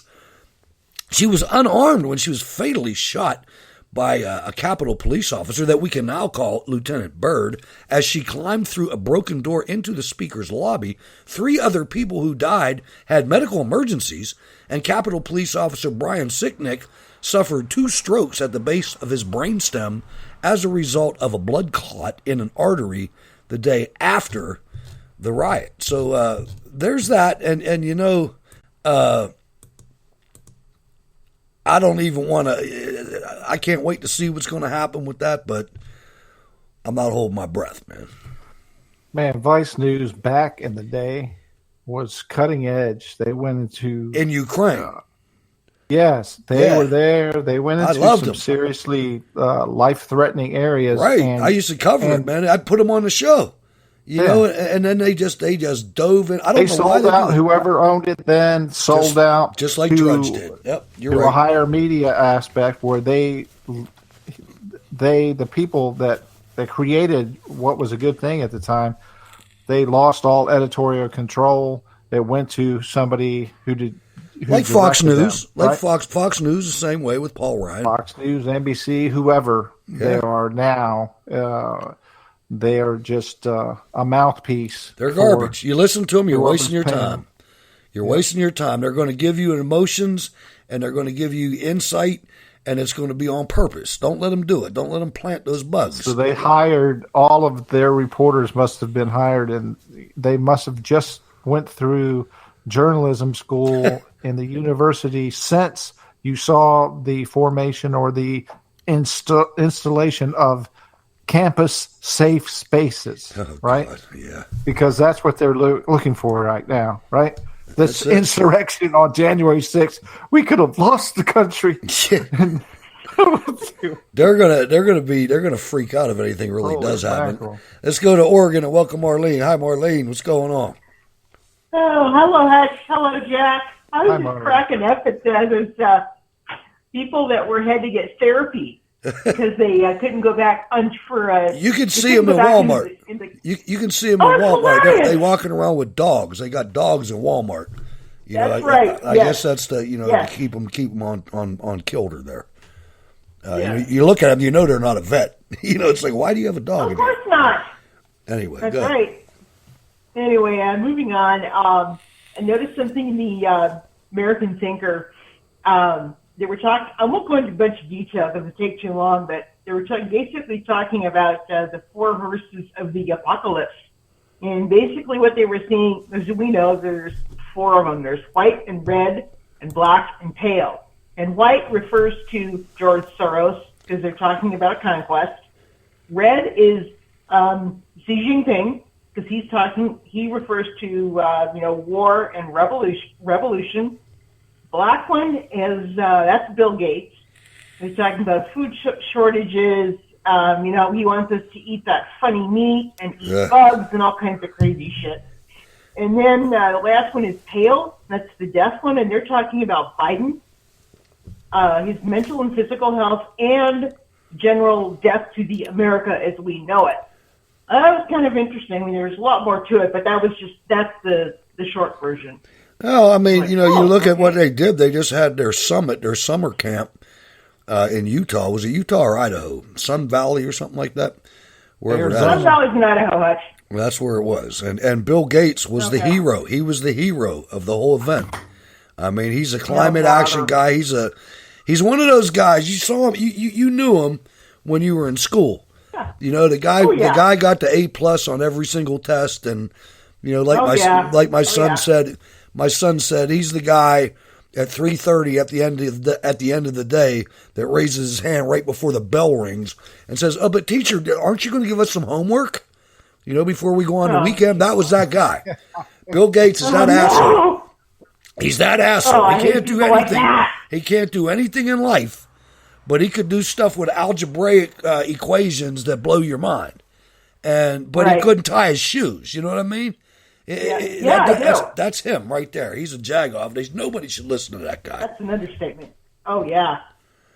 And I guess the other thing I was mentioning, too, is I wanted to say thank you for putting that link to the interview with Sammy the Bull. I ended up watching the whole thing. You want to do me a favor, Marlene? Do you still have that link? Could you put it in the chat room, please? Yes, I can. It's a 2-hour interview. Is that Vice Over News 2 too? hours. That's not Vice News. What's that guy's name? Oh, I can't remember. It's an Arabic guy. He's a good interviewer. No. It works pretty good. He is. No, I shall put it in here in a little bit. And then finally, I don't do this often, but I'm going to just because my winner and loser. My winner is the person in Arizona, one of the GOP official. I cannot remember their name. They were encouraging people to put no trespassing signs in their yard when and if this whole vaccine knock on the door stuff starts. And I thought that was a great idea. It is, but you know what though, and I've been trying to think about this, and I haven't really came to a complete decision yet. But kind of like I wouldn't wear a mask outside because I wouldn't want everybody to know that I supported Joe Biden. Exactly. So I wouldn't wear a mask at all. Just for that, anybody you see with a mask on supports destroying the United States of America. Oh, of course, and I still see a few people out here. I actually do. So, but I feel the same way. I mean, I'm trying to figure out a way to coyly deal with this where I don't tell on myself. If that makes any sense, because once you're on the list, and Jack's right, man, there's a list. You know what I mean? And once you're on that list, the only way you're coming off that list is if they drag you to prison or they jab you or both. Right. Because that's where we're headed right now. I mean, Jack. Your thoughts? I don't like it. On it. Yeah, it's the whole aspect of that, and just think about. I discussed the Loudoun County folks and how they were trying to manipulate the citizenry in there to implement critical race theory. Yeah. They are willing to out you, get you fired from your work. This is the same aspect. They want to kill you. That's right. Oh, yeah. They want to set you aside. And if you do nothing but learn of the uprising of the Nazis and how all of that, well, you had all of these people agreeing with the government because they didn't agree with you. You were on this side. They're against you. They're the enemy. Next thing you know, there's big holes being dug. Let's bring it back. Let's bring it back into the early 70s. We don't have to go all the way back to the 40s. In the late 60s, early 70s, I've played a clip 100 times on this show of an FBI informant that sat there and told you that the Weather Underground was contemplating the logistics of murdering 7 to 10 million Americans, because they would not be able to convert us into their communist brethren. I think it's more than that, but they were literally figuring out how to do it. Well, that's Obama's mentor, isn't it? It is. Bill Ayers. Yeah. Bill Ayers was one of them. I mean, and he wasn't even very good at it. I mean, his brethren blew themselves up when they were trying to blow up the NCO club, Jack, at Fort Dix. Is he still professor? He's like Professor Emeritus. He's emeritus. Like at Chicago University, City of Chicago University, whatever it is. Obama. Where was Obama, the community organizer? Yeah. Where was he first? Yes, he was. With what's her first name? Bernadine Dorn. Bernadine Dorn, yeah. All right, I gotta get you to wrap it up, Marlene. I got some callers behind Okay, you. no problem. I guess the loser would be our illustrious comrade Katie. She's part of that group of council of governors that Biden's appointing. And I'm just like, whatever. I'm like, okay, never comrade ends. Katie. It never Never ends. ends. You said it. All right, And I go just ahead. find, I was going to say, yeah. People were asking last week what you thought about the Pennsylvania election, that they were going to actually start investigating something. Are they really going to do anything, or is that just a bunch of lip service? Well, I mean, there's a guy out there. That's kind of what I think it is, but I don't know. There's a guy out there, and what you have to understand is that there's a gubernatorial situation coming up here, and there's also a senatorial situation coming up here. And so you got guys. The Republican Party in Pennsylvania sucks. You know, it just does. It does. And the thing about it is, this guy named Representative Mastriano has some sponsors, and they're talking about a full forensic audit of the election. If that happens, they're busted.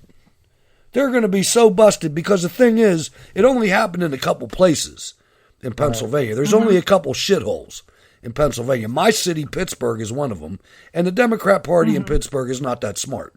I mean, they're like they're strong arm Democrats. You know what I mean? They like get the biggest, baddest dudes outside. Most of the time, black guys and women, and they just bully what they want to do and what they want to get done. And the same thing in Philadelphia. It's no different. And you might have some places in York and Harrisburg, some other areas that do it. But, you know, Pennsylvania is a state that needs to be taken back, because most of the people that live here are good people. These people that stole the election are not, and I would love to see them get caught. No, they're not. I would love to see them get caught too. I would too. We got Arizona, Georgia, Pennsylvania, Michigan now. Now Michigan. Those four, right? Yeah, and that's the four that went dark at midnight. See, that's the thing. This is where they blew it, folks. Right. This is where they blew it. Yeah. They knew that this was so big that the only place they could do it was places they completely owned. So they did it in the slave states that we just mentioned. Everybody, Ohio, Trump killed in Ohio. West Virginia, he killed in Ohio. All around us. Detroit was what? The van load of ballots that showed up at 2 or 3 in the morning? Yes. Yeah, and I mean, that kind of stuff happened in all these states. And it did. I think if I was in and I got to let you go here, but I think if I was in no problem. If I was in the Justice Department world right now at any level, I would be talking to my superiors and talking to my coworkers and saying, "Look, we got to get our credibility back." You know, at some point, people don't hate being Americans. You know, that's not a true thing. That is a fake status. You know, and when you keep watching your own people killing your own country, at some point, you got to say, man, where are we going to live tomorrow if we burn this down tonight? You know, but anyway, thanks for calling, Marlene. You have a great weekend. You're great welcome, call. Hutch. Great call. All right, let's go to Ken. Hold on. The thing jumps around on me. Ken from King George, you are up next, sir. Go. Hey, what's going on? It's been a little while. So the reason I haven't been in the chat or calling, I got a call last Thursday at the end of the day. We need you in Virginia Beach next week. Oh, cool. So just got back. We're trying to,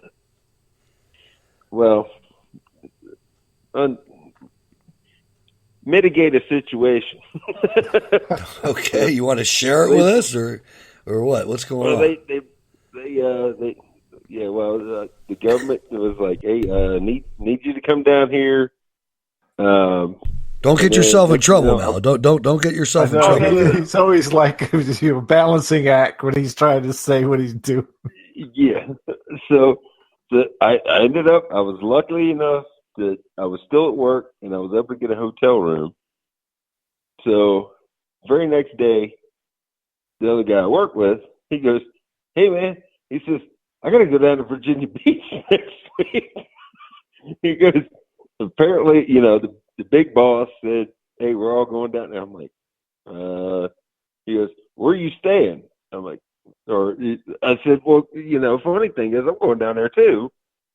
Well, he goes, I'm going to try to find a hotel room, but, since we don't have the luxury of going through the travel system that the government has, DTS. You can't go to SMR, Virginia Beach. You can't get there, huh? Well, I guess they have this system. DTS. Defense Travels. Yeah, DTS. Best thing since sliced bread. We don't have the luxury of being able to use that, where at the last minute you can make, hotel reservations, pick a flight, blah, blah, So, my buddy, he's like, yeah, he goes, I'm going to try to get a hotel. I said, well, I already have one. And he's like, I said, but I was trying, I'd already flat out told the guy, I was like, look, I'm going to my mom and dad's place. I said, we're going down there for 4th of July. I said, I was planning on coming back on Tuesday, but they wanted me in Virginia Beach on Tuesday. I was like, okay, well, let me see if I can get a rental car from Delaware, go down to Virginia Beach, bring it back here to King George. Yeah, I went as far north as Dover, Delaware to try to get a rental car. Nobody was doing one-way trips with them that week. I don't know what's going on with rental cars, man. My wife came out to camp last week, and she had to go all the way from my house to the airport, which is 20-some miles away, to get a rental car. And there's 100 rental car places in the city. I don't know what happened there.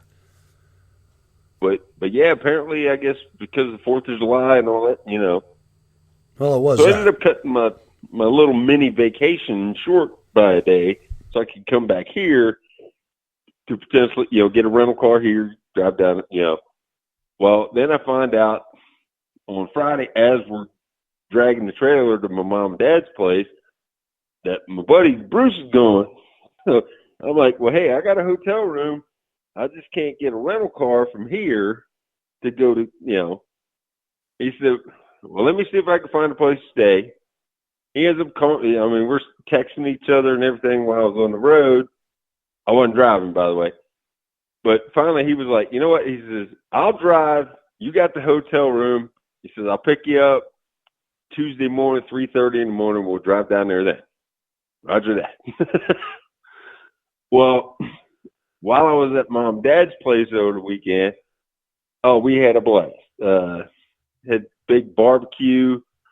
The neighbor who's lost his leg in Vietnam brought my dad another new flag for his golf cart, for the golf cart parade they do on 4th of July every year in their little community.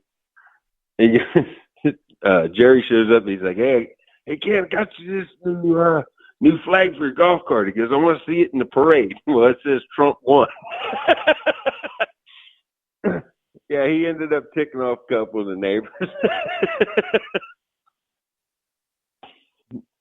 So, but yeah, it's just been a crazy week. And then I find out in the middle of the week, we got to go back down there again next week.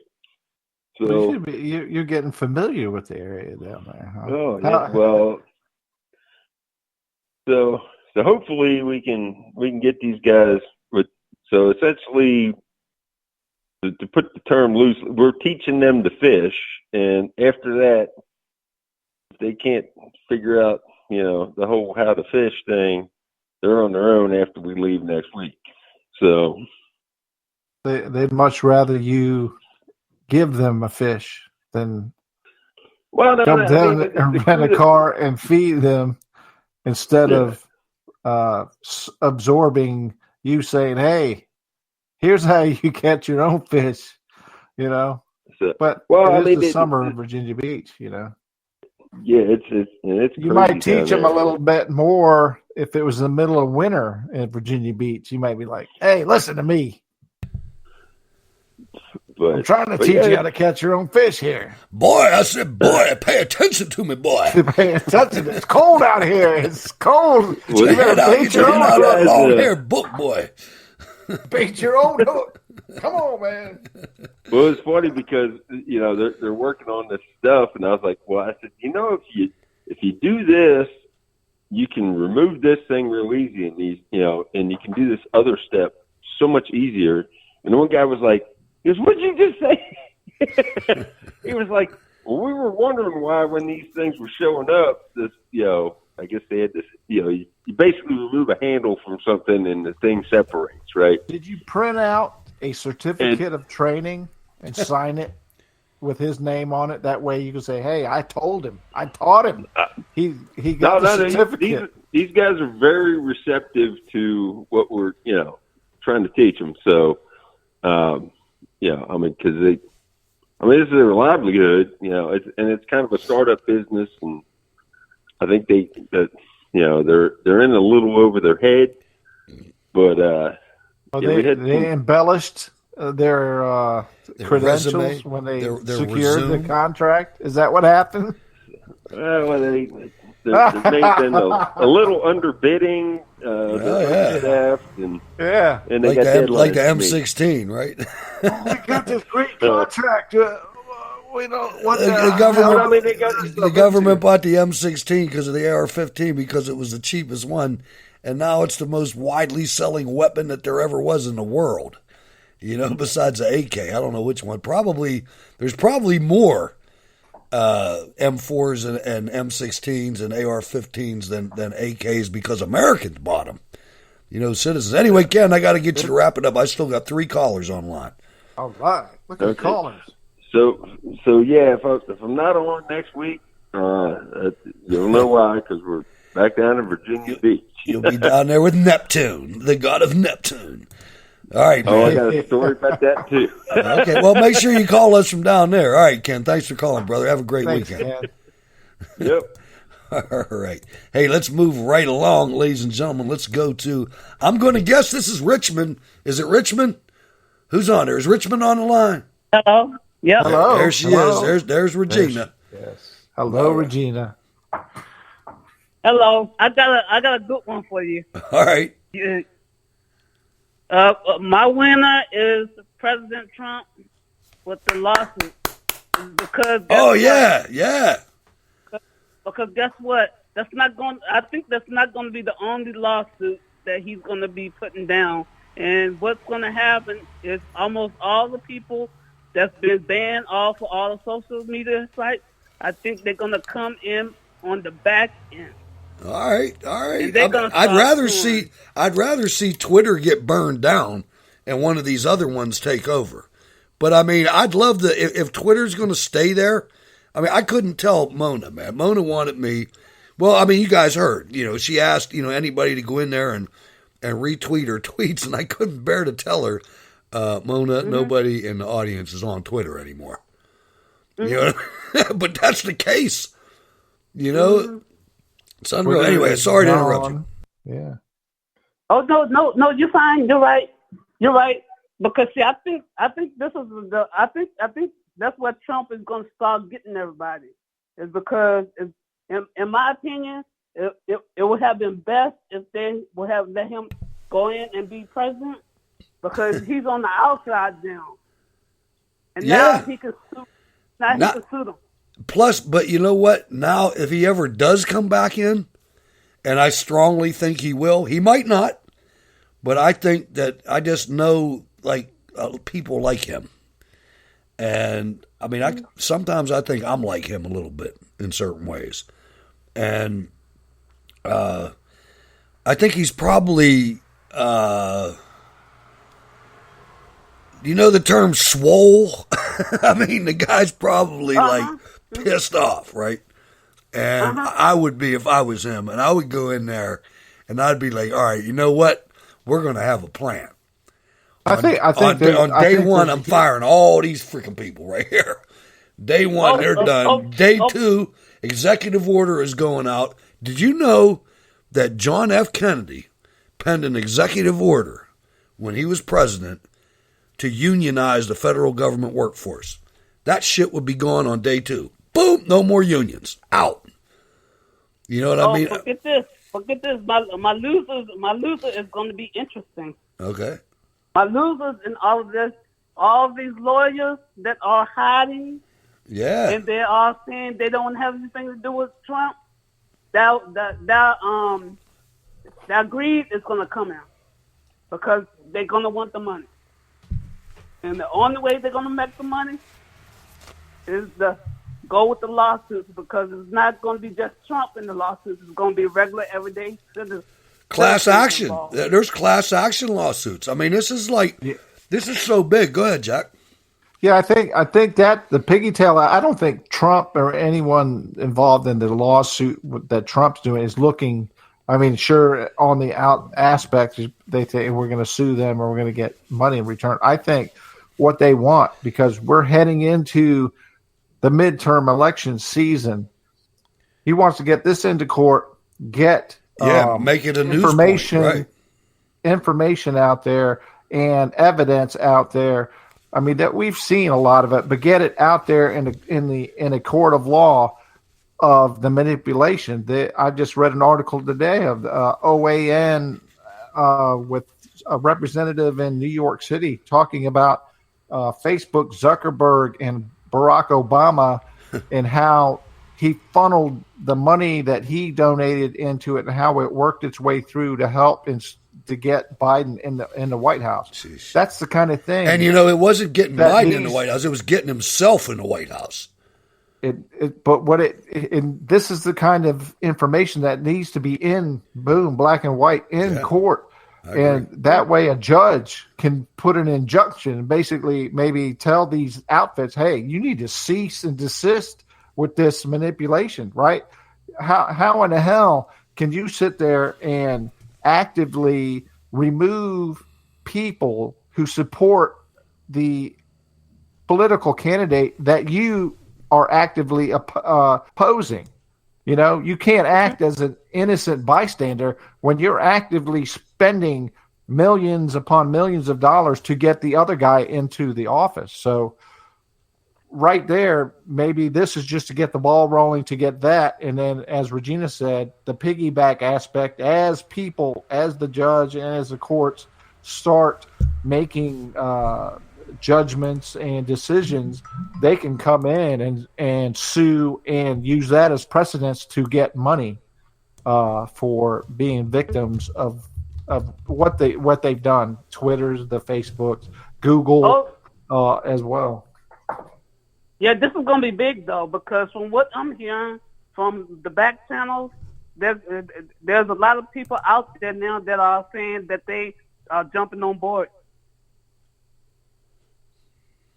All right. Well, this is it's exciting. I want to. I'm trying to figure this thing out here. Go ahead, Jack.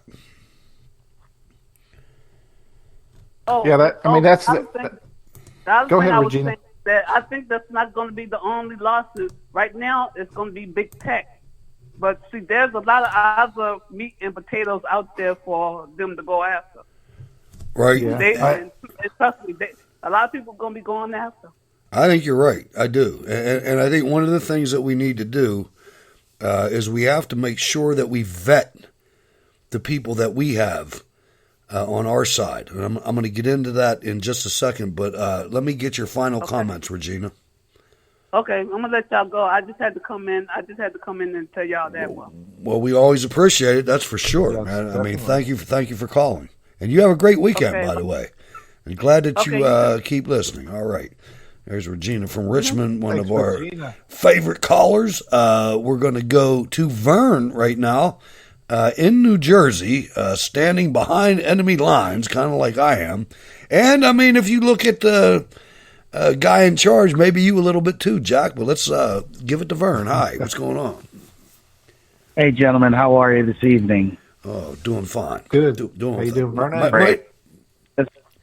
There is one story this week that it just has my blood boiling, and I don't understand, and I need some insight from both of you.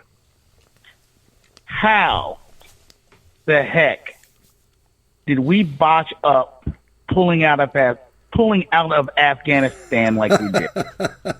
Oh boy, somebody tell me Jack can't brought that understand up to me. He brought that because Jack and I are both military, former military members, and Jack brought that up laughing to me before the show.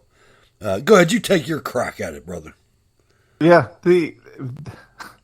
why I was laughing is because we discussed this I believe it was last week on last Friday's show about the announcement and how, and I was like, well, you can't have this date and you can't have this. And Hutch was like, just wait. As soon as they leave, there's going to be people come in and take everything that was built. It's going to looting and all that. There's going to be a yard sale, baby, a freaking bazaar.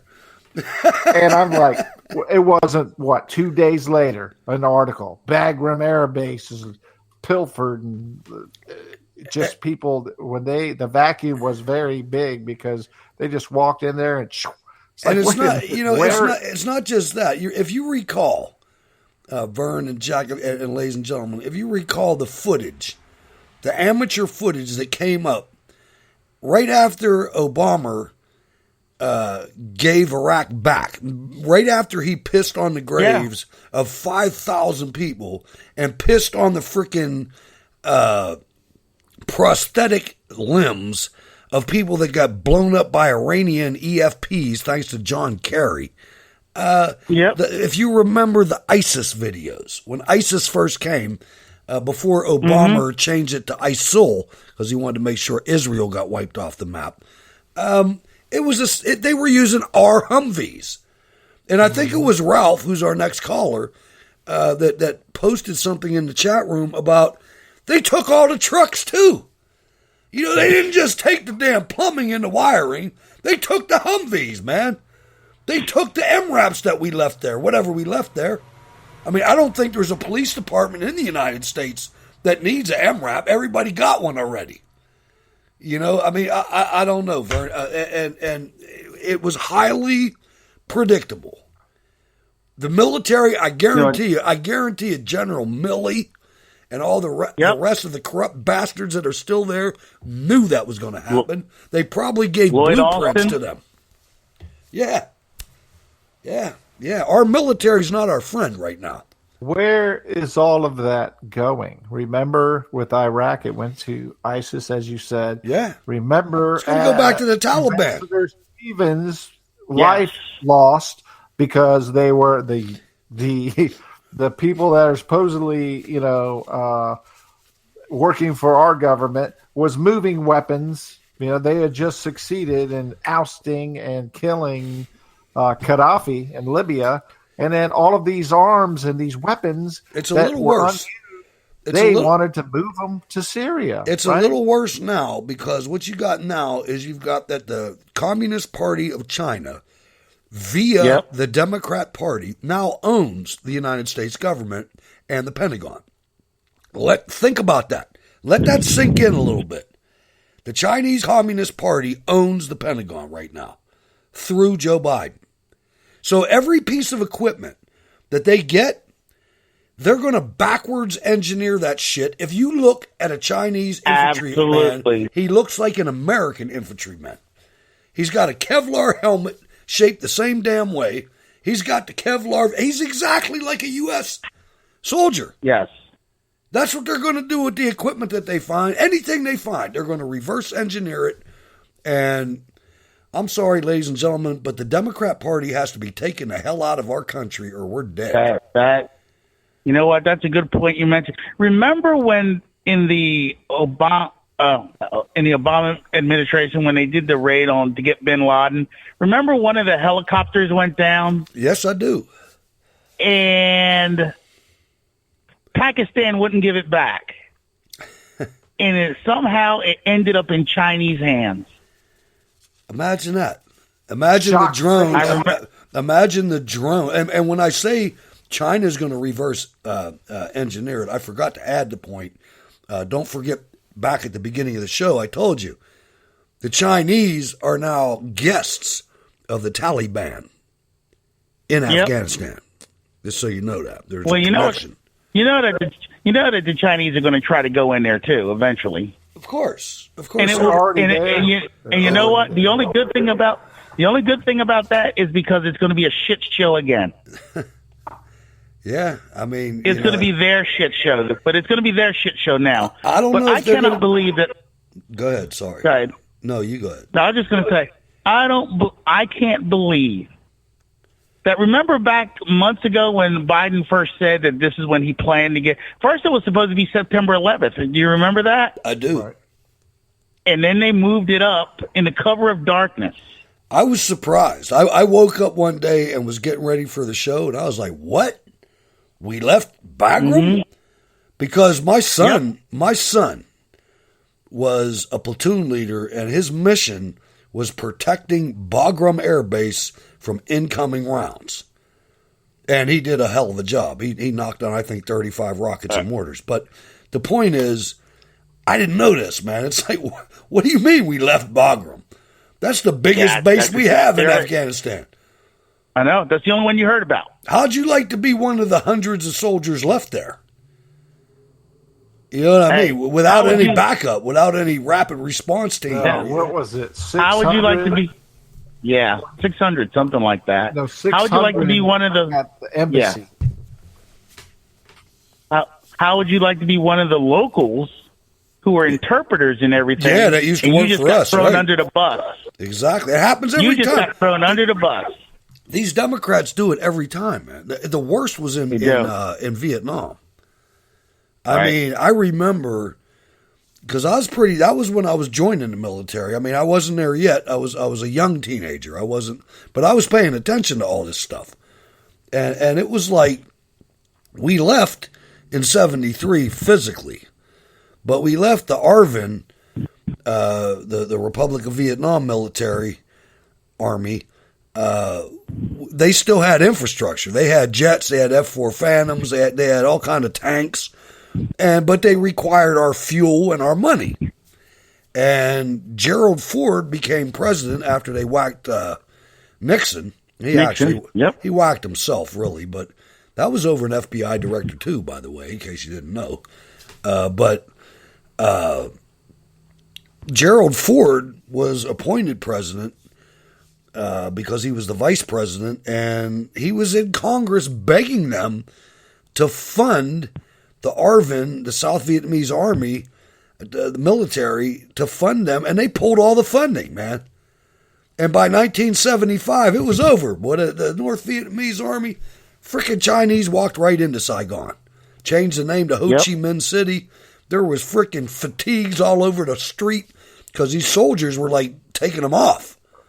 It was kind of reminded you of the ISIS films with the Iraqi army, sickening. It is just this whole thing, and to me, this is criminal because what we did is we pretty much gave weapons to the enemy. Yeah, twice. That's what we did. Not the first time. No, and you know what? This is eventually it's going to bite us in the ass. Yeah. Everything that this guy does, somebody's going to have to go in and clean up because it's going to be a mess. It never ends, And if I had to read a book when I was in. I had to read a book like we're dumb, man. Maps and lines and stuff.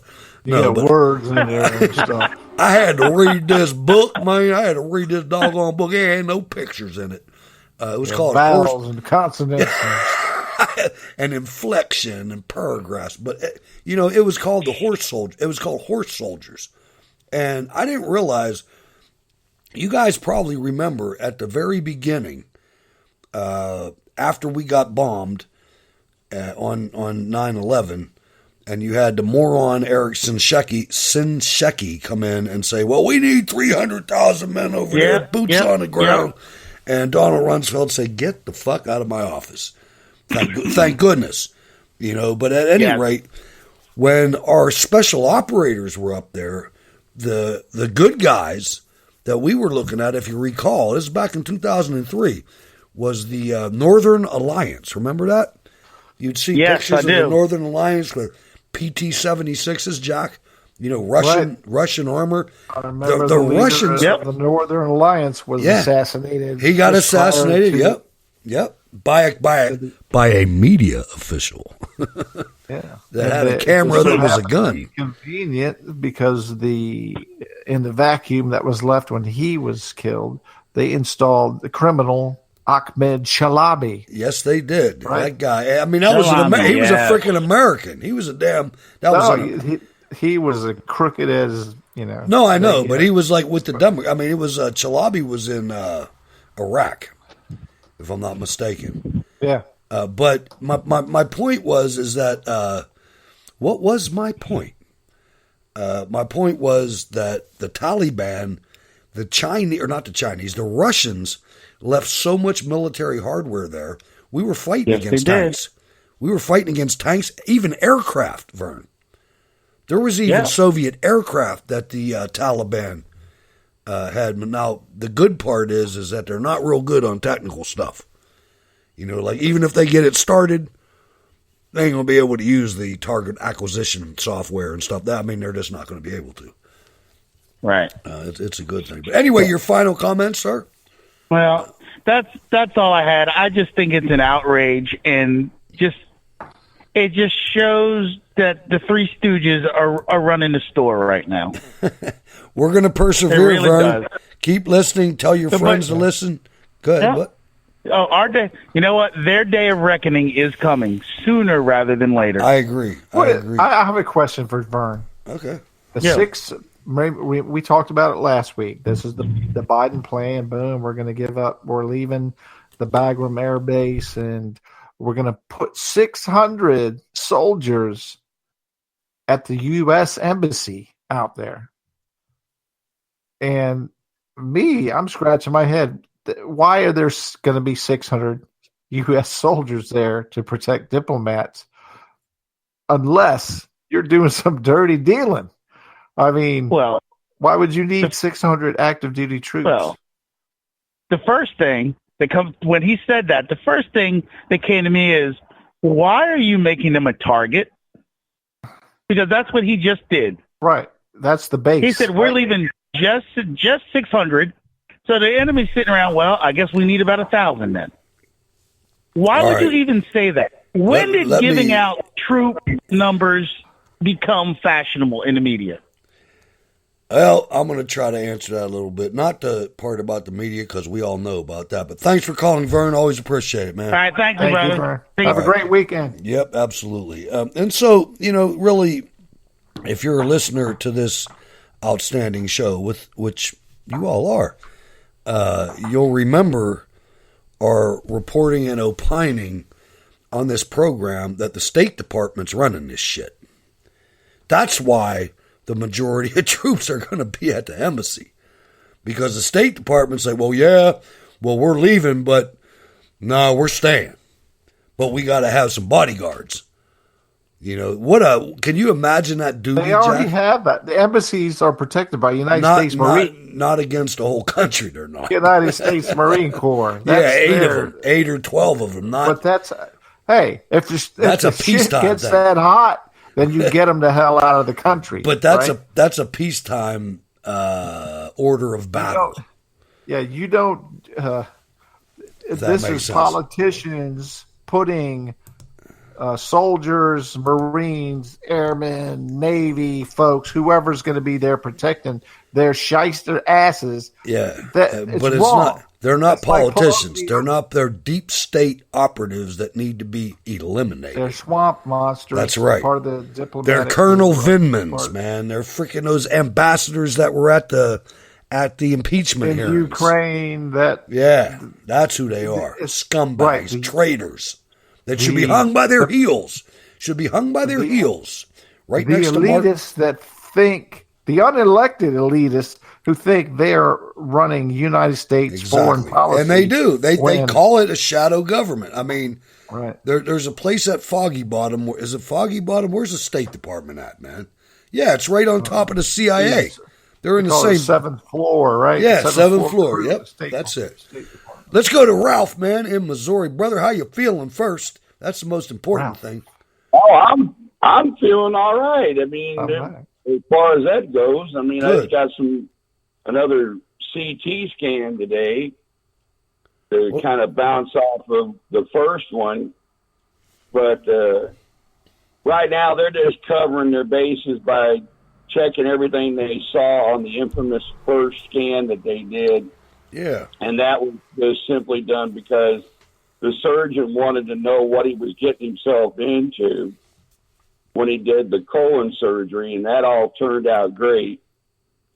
So where are we at? You already got that surgery, and now we're monitoring? A couple of months ago, as far as the monitoring part goes, I'm not getting monitored other than the cancer doctor recommended that I get a colonoscopy once a year for the next 3 years on the anniversary of the surgery and all that. Okay. It was only stage 1, and the pathology report said that it did not spread to any nearby tissue or lymph glands. Good for you. Congratulations, Ralph. Did you change goods? Good. I'm sorry. That's all right. The transverse colon part there that goes across your chest, about right where your boobs are, mine was on the left side. No, that's where it was. But I mean, I got a nice little scar right there. But man, transverse. What did he say? Transverse. Some shit going across. Yeah. Colon goes across your body about center of your chest. I didn't know that. Top of they call it the transverse part of your colon or the transverse colon. That's where it was. All right, I got you. We're tracking. That must be where you get a heartburn. That's nasty. Yeah, I know, right? That's like damn. But so have you changed any personal behavior because of this? I mean, I only say that because I haven't smoked a cigarette since goddamn Thanksgiving, and I'm glad. I gave you cigarettes a long time ago, but no, I haven't changed any habits to mention or whatever. I mean, I finally got around to having the normal bowel movement here in the last. Thank you for sharing, man. Everybody appreciates that, but no, I'm just kidding. Hey, that's a blessing right there. It is. There's no question, man. So what's on your mind show-wise, man? What's on your mind? Okay, well, you guys hit on a couple dozen different things. Yeah, we tend to do that. Okay, Hillary, Benghazi, and all that was what I mentioned before a long time ago, where she was going to use Benghazi as her military experience, but the Taliban or whoever you want to talk about decided to change up on her, and that's how they ended up with all these hand grenades and weapons and small arms weapons. Oh, the main thing they got out of that was man pads. Man pads was the main thing. They got that shoulder launching anti-aircraft. Yeah, and planes started going down, if you remember. I mean, I remember watching a pilot from Jordan getting lit on fire by ISIS. Oh, yeah, I remember that. I've seen that. The King of Jordan, he was like swearing jihad on these mothers. Right. I kill every day. That happened because of Hillary Clinton. Because of that, what happened in Libya is, I mean, that, and another guy, Ralph, is John McCain and Kinzinger and McMuffin from Utah. These people were all over there drinking tea with these people. Making money? Yeah, making lots of money. Well, stuff falling into enemy hands. One of which I find is kind of funny with what's been going on in recent events. Okay, the United States lost control of one of their super stealth drones. I forget what the hell the acronym for it is. In Iran? And it dropped off in Iran, and Iran found it. And they turned around and gave it right to the Chinese. Yeah, they tried to act. They tried to act like they were smart enough to do it themselves, and they're not. They sent it to China. Yeah. When they went after OBL and the chopper that went down. Yeah, those were specially built Blackhawks. But from the they 101st, blew it up. the That 100. doesn't mean you can't, do something with the scraps and all that kind of thing. And then when George W. Bush first went into office, remember one of our, a Poseidon or a P-3 Orion that ended up crash landing in China, and we had to go through this, and they did this, what they call emergency destruction, because That's a reconnaissance aircraft, ladies and gentlemen. yeah, it's set up to be a reconnaissance aircraft, but that Orion was a special setup for surveillance and all that. So those guys, while they are circling or whatever, trying to get diplomat clearance to land that sucker in China, they're banging and crashing and pouring acid on whatever they can get a hold of. So when they land that sucker on the ground, the Chinese come in there and act like thermite grenades and everything. Sure.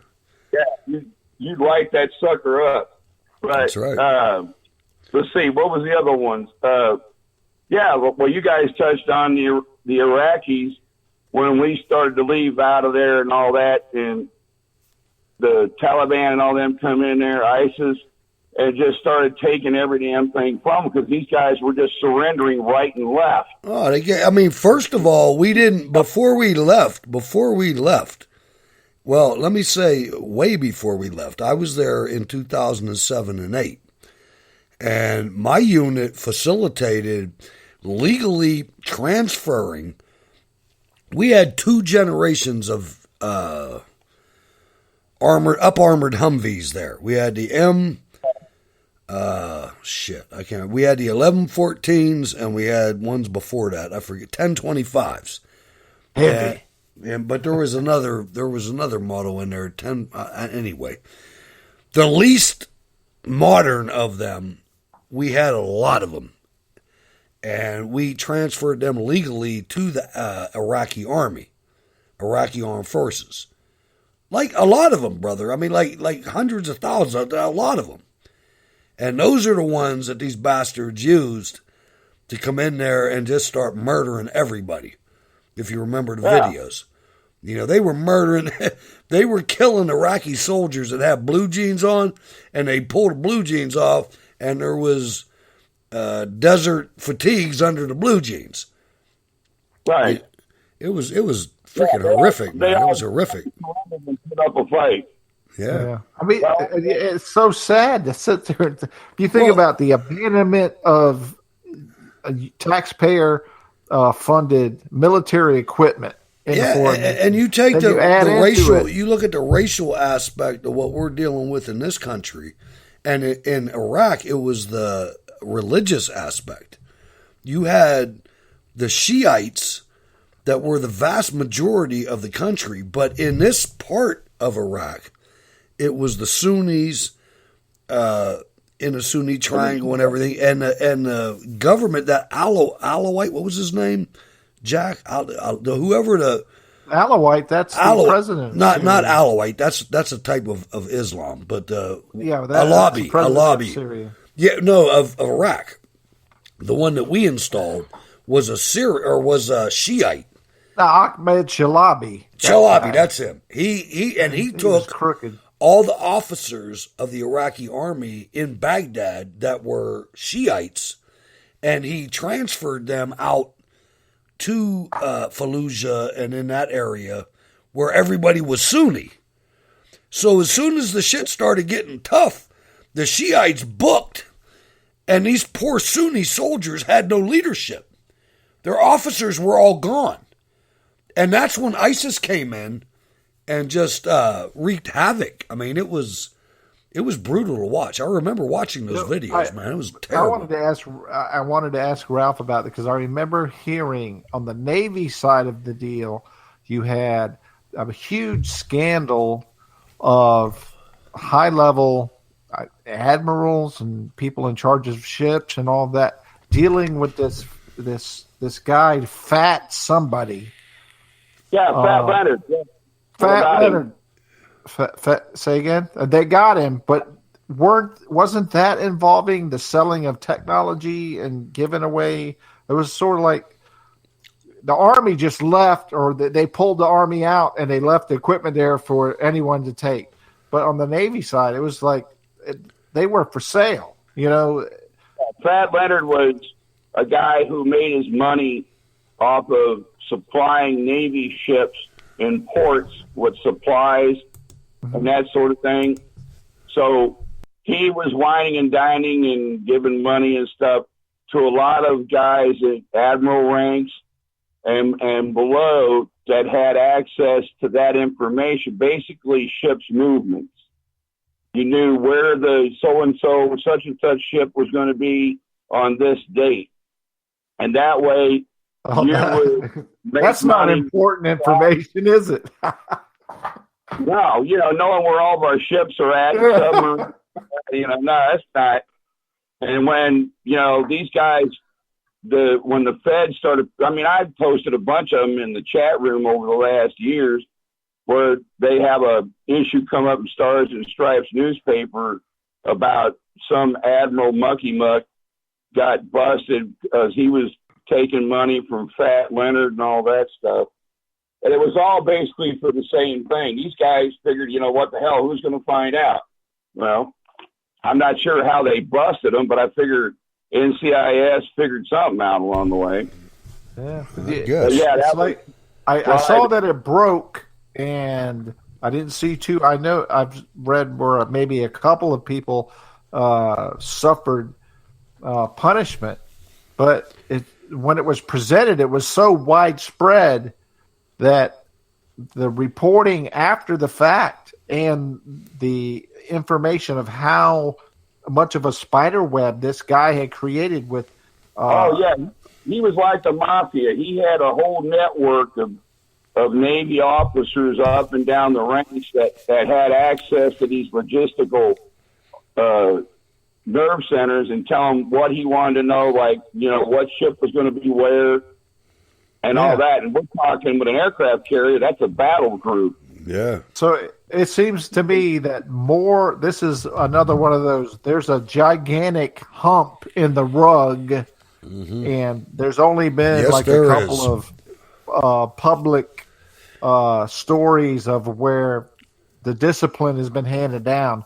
But the information lost and the compromise of the security of the naval fleet is still underneath that rug. Has that been solved? Will we ever know? That was a mess and a half there. The Walkers, going back to the... I remember him. Hell yeah. It was John Walker, his son, who was a yeoman on one of the aircraft carriers, and his brother was a chief radioman. Yep. Stationed somewhere on land and all that. And because of the son and what the brother could contribute, he was given all of our security was compromised. All of our codes, all of our key codes for like launching missiles or whatever the hell, all that shit was compromised. The Russians were listening in the whole time. Yep. And they had to do everything. You want to know why? You want to know one of the reasons why that happened, Ralph? The cost of living where they keep these people. That's why I told you that we need to get our military the freaking hell out of Northern Virginia. You can't afford to live there on a military freaking salary. And these people try to keep up with their neighbors. And this is what Walker did. He was trying to appease his wife. He's trying to keep up with his neighbors. He can't get the goddamn steaks that they're getting. And so he goes to the Russians. I mean, it's sickening. All right. He went to the embassy and said, I'll give you. Yep. Yes, he did. And you know what? I was a sergeant at the time, and they told me I had just come back from Korea, from the 2nd Infantry Division. I was in Charlie Company, 6th of the 68th Armor, and in the Army Reserve. And they told me, Sarge, we're going to have to take your clearance, your secret clearance away. I said, your ass is itching. You're not taking that away. It says right here, the only person that can take it away is who issued it to me. You didn't issue me this. But you know what? Every other NCO in my unit that was too afraid to stand up. I don't know why. But they got stripped of their security clearances because of that asshole. Yeah, I had that too. I had a secret level security clearance, even though I was an engineer, because I had to go up into the radio rooms and radio stations, stuff like that. And that way they didn't have to sanitize the room. Well, when the Walker incident happened, the Chief of Naval Operations put out Navy-wide that everybody do a security review, and if people don't have to have the clearance above confidential, that they got like secret, top secret, or eyes only, whatever, then take it away from them, but you put in their service jacket with no prejudice. Compartmentalize. I stood up for mine, man. I was like, nope, you ain't taking this. Anyway, Ralph, I got to go, man. We're a little late here, but that's fine. Hey, by the way, one quick thing. Okay. Have you ever heard of Operation Jedi or Project Jedi? Recently? Okay. It was a cloud network that the DOD was setting up. Yeah. And they were having bids between, that was for that missile defense and everything else, where they were going to have everybody in one big happy family. Yeah. And run by Facebook. Yeah, it was actually Microsoft. Yeah. But because they won, as far as the government was concerned, Jeff Bezos got mad and filed a lawsuit. Well, Joe Biden told the DOD to put the kibosh on the Jedi project. They already have it. They already have the one running. This is the forward-facing public one that they were just trying to announce. Amazon has their claws in. If you look at Nancy Pelosi's husband, he just made major stock moves before Amazon took up the Pentagon's. Oh yeah, his call out, right? All right, Ralph, man, glad to hear you're in good health.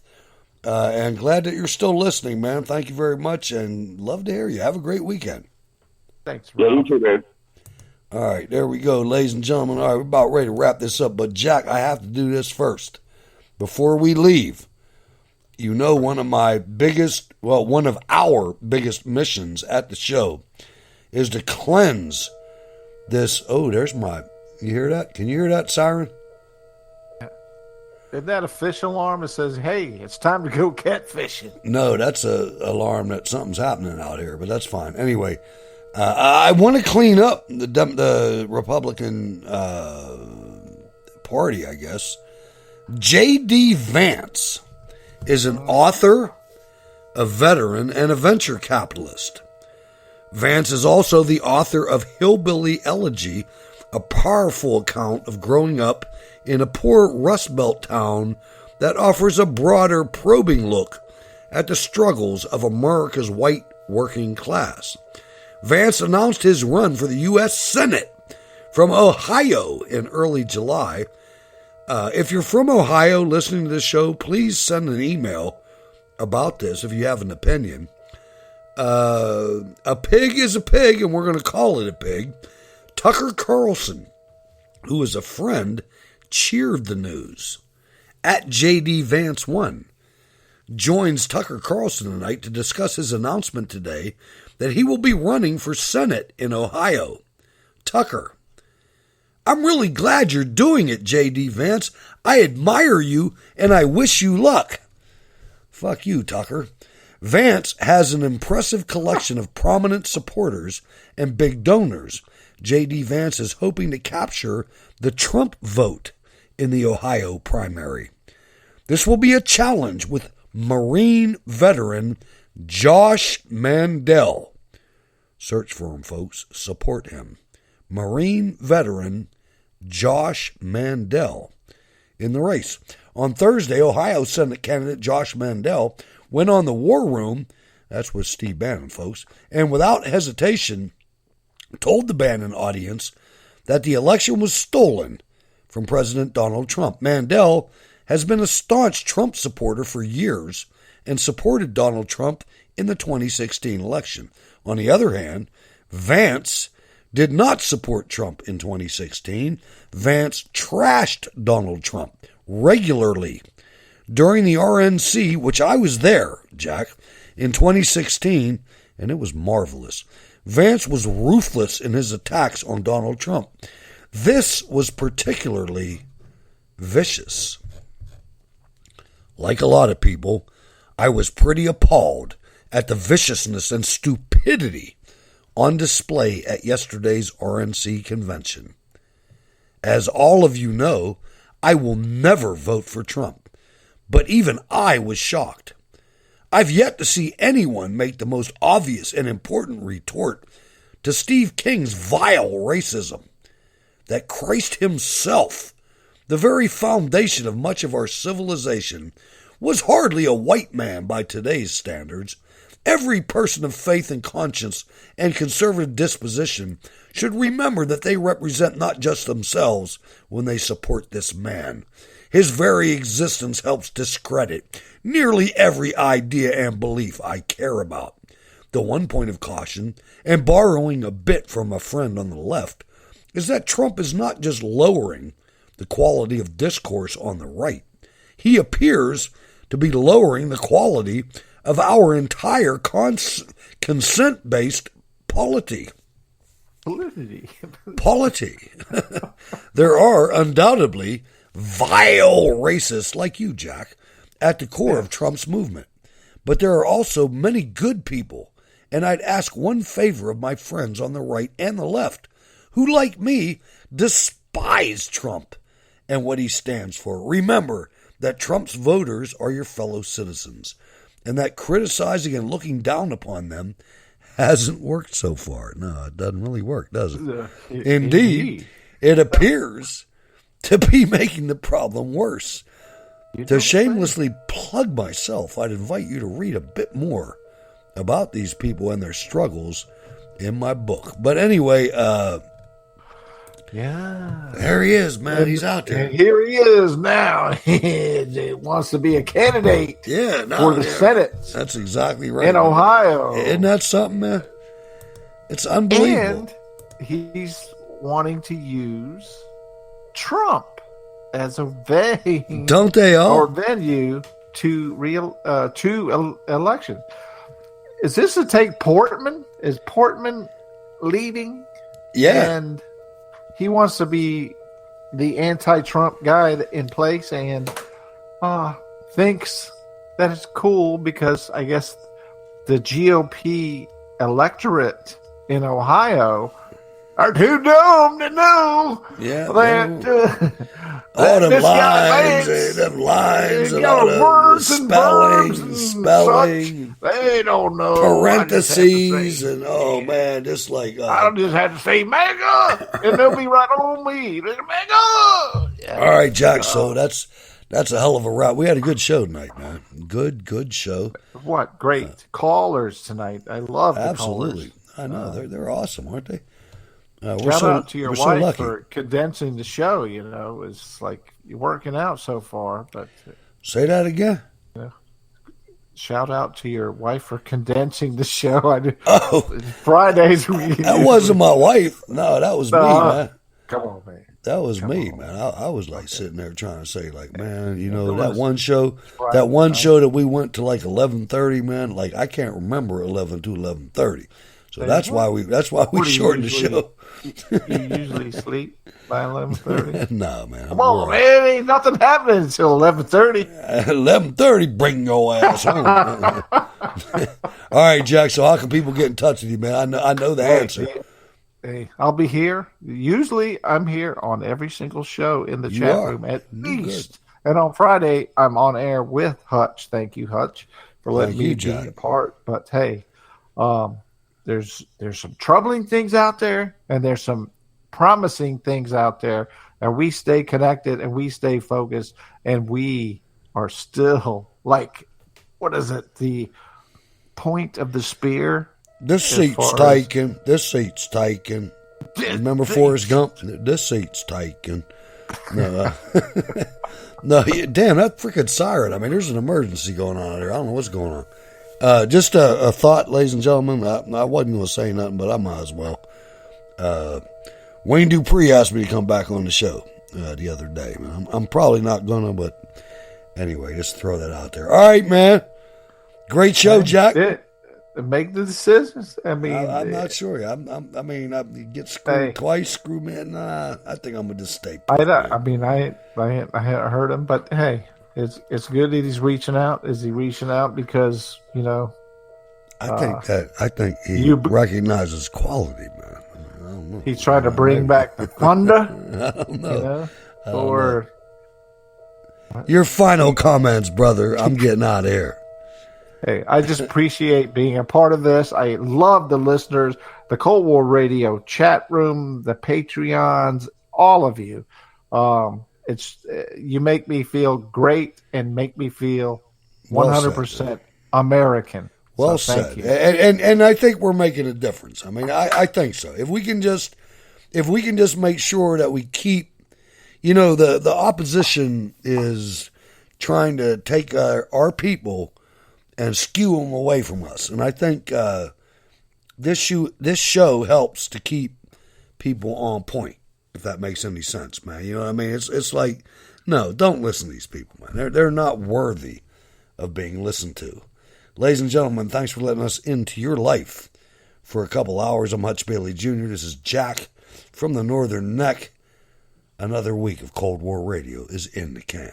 God bless.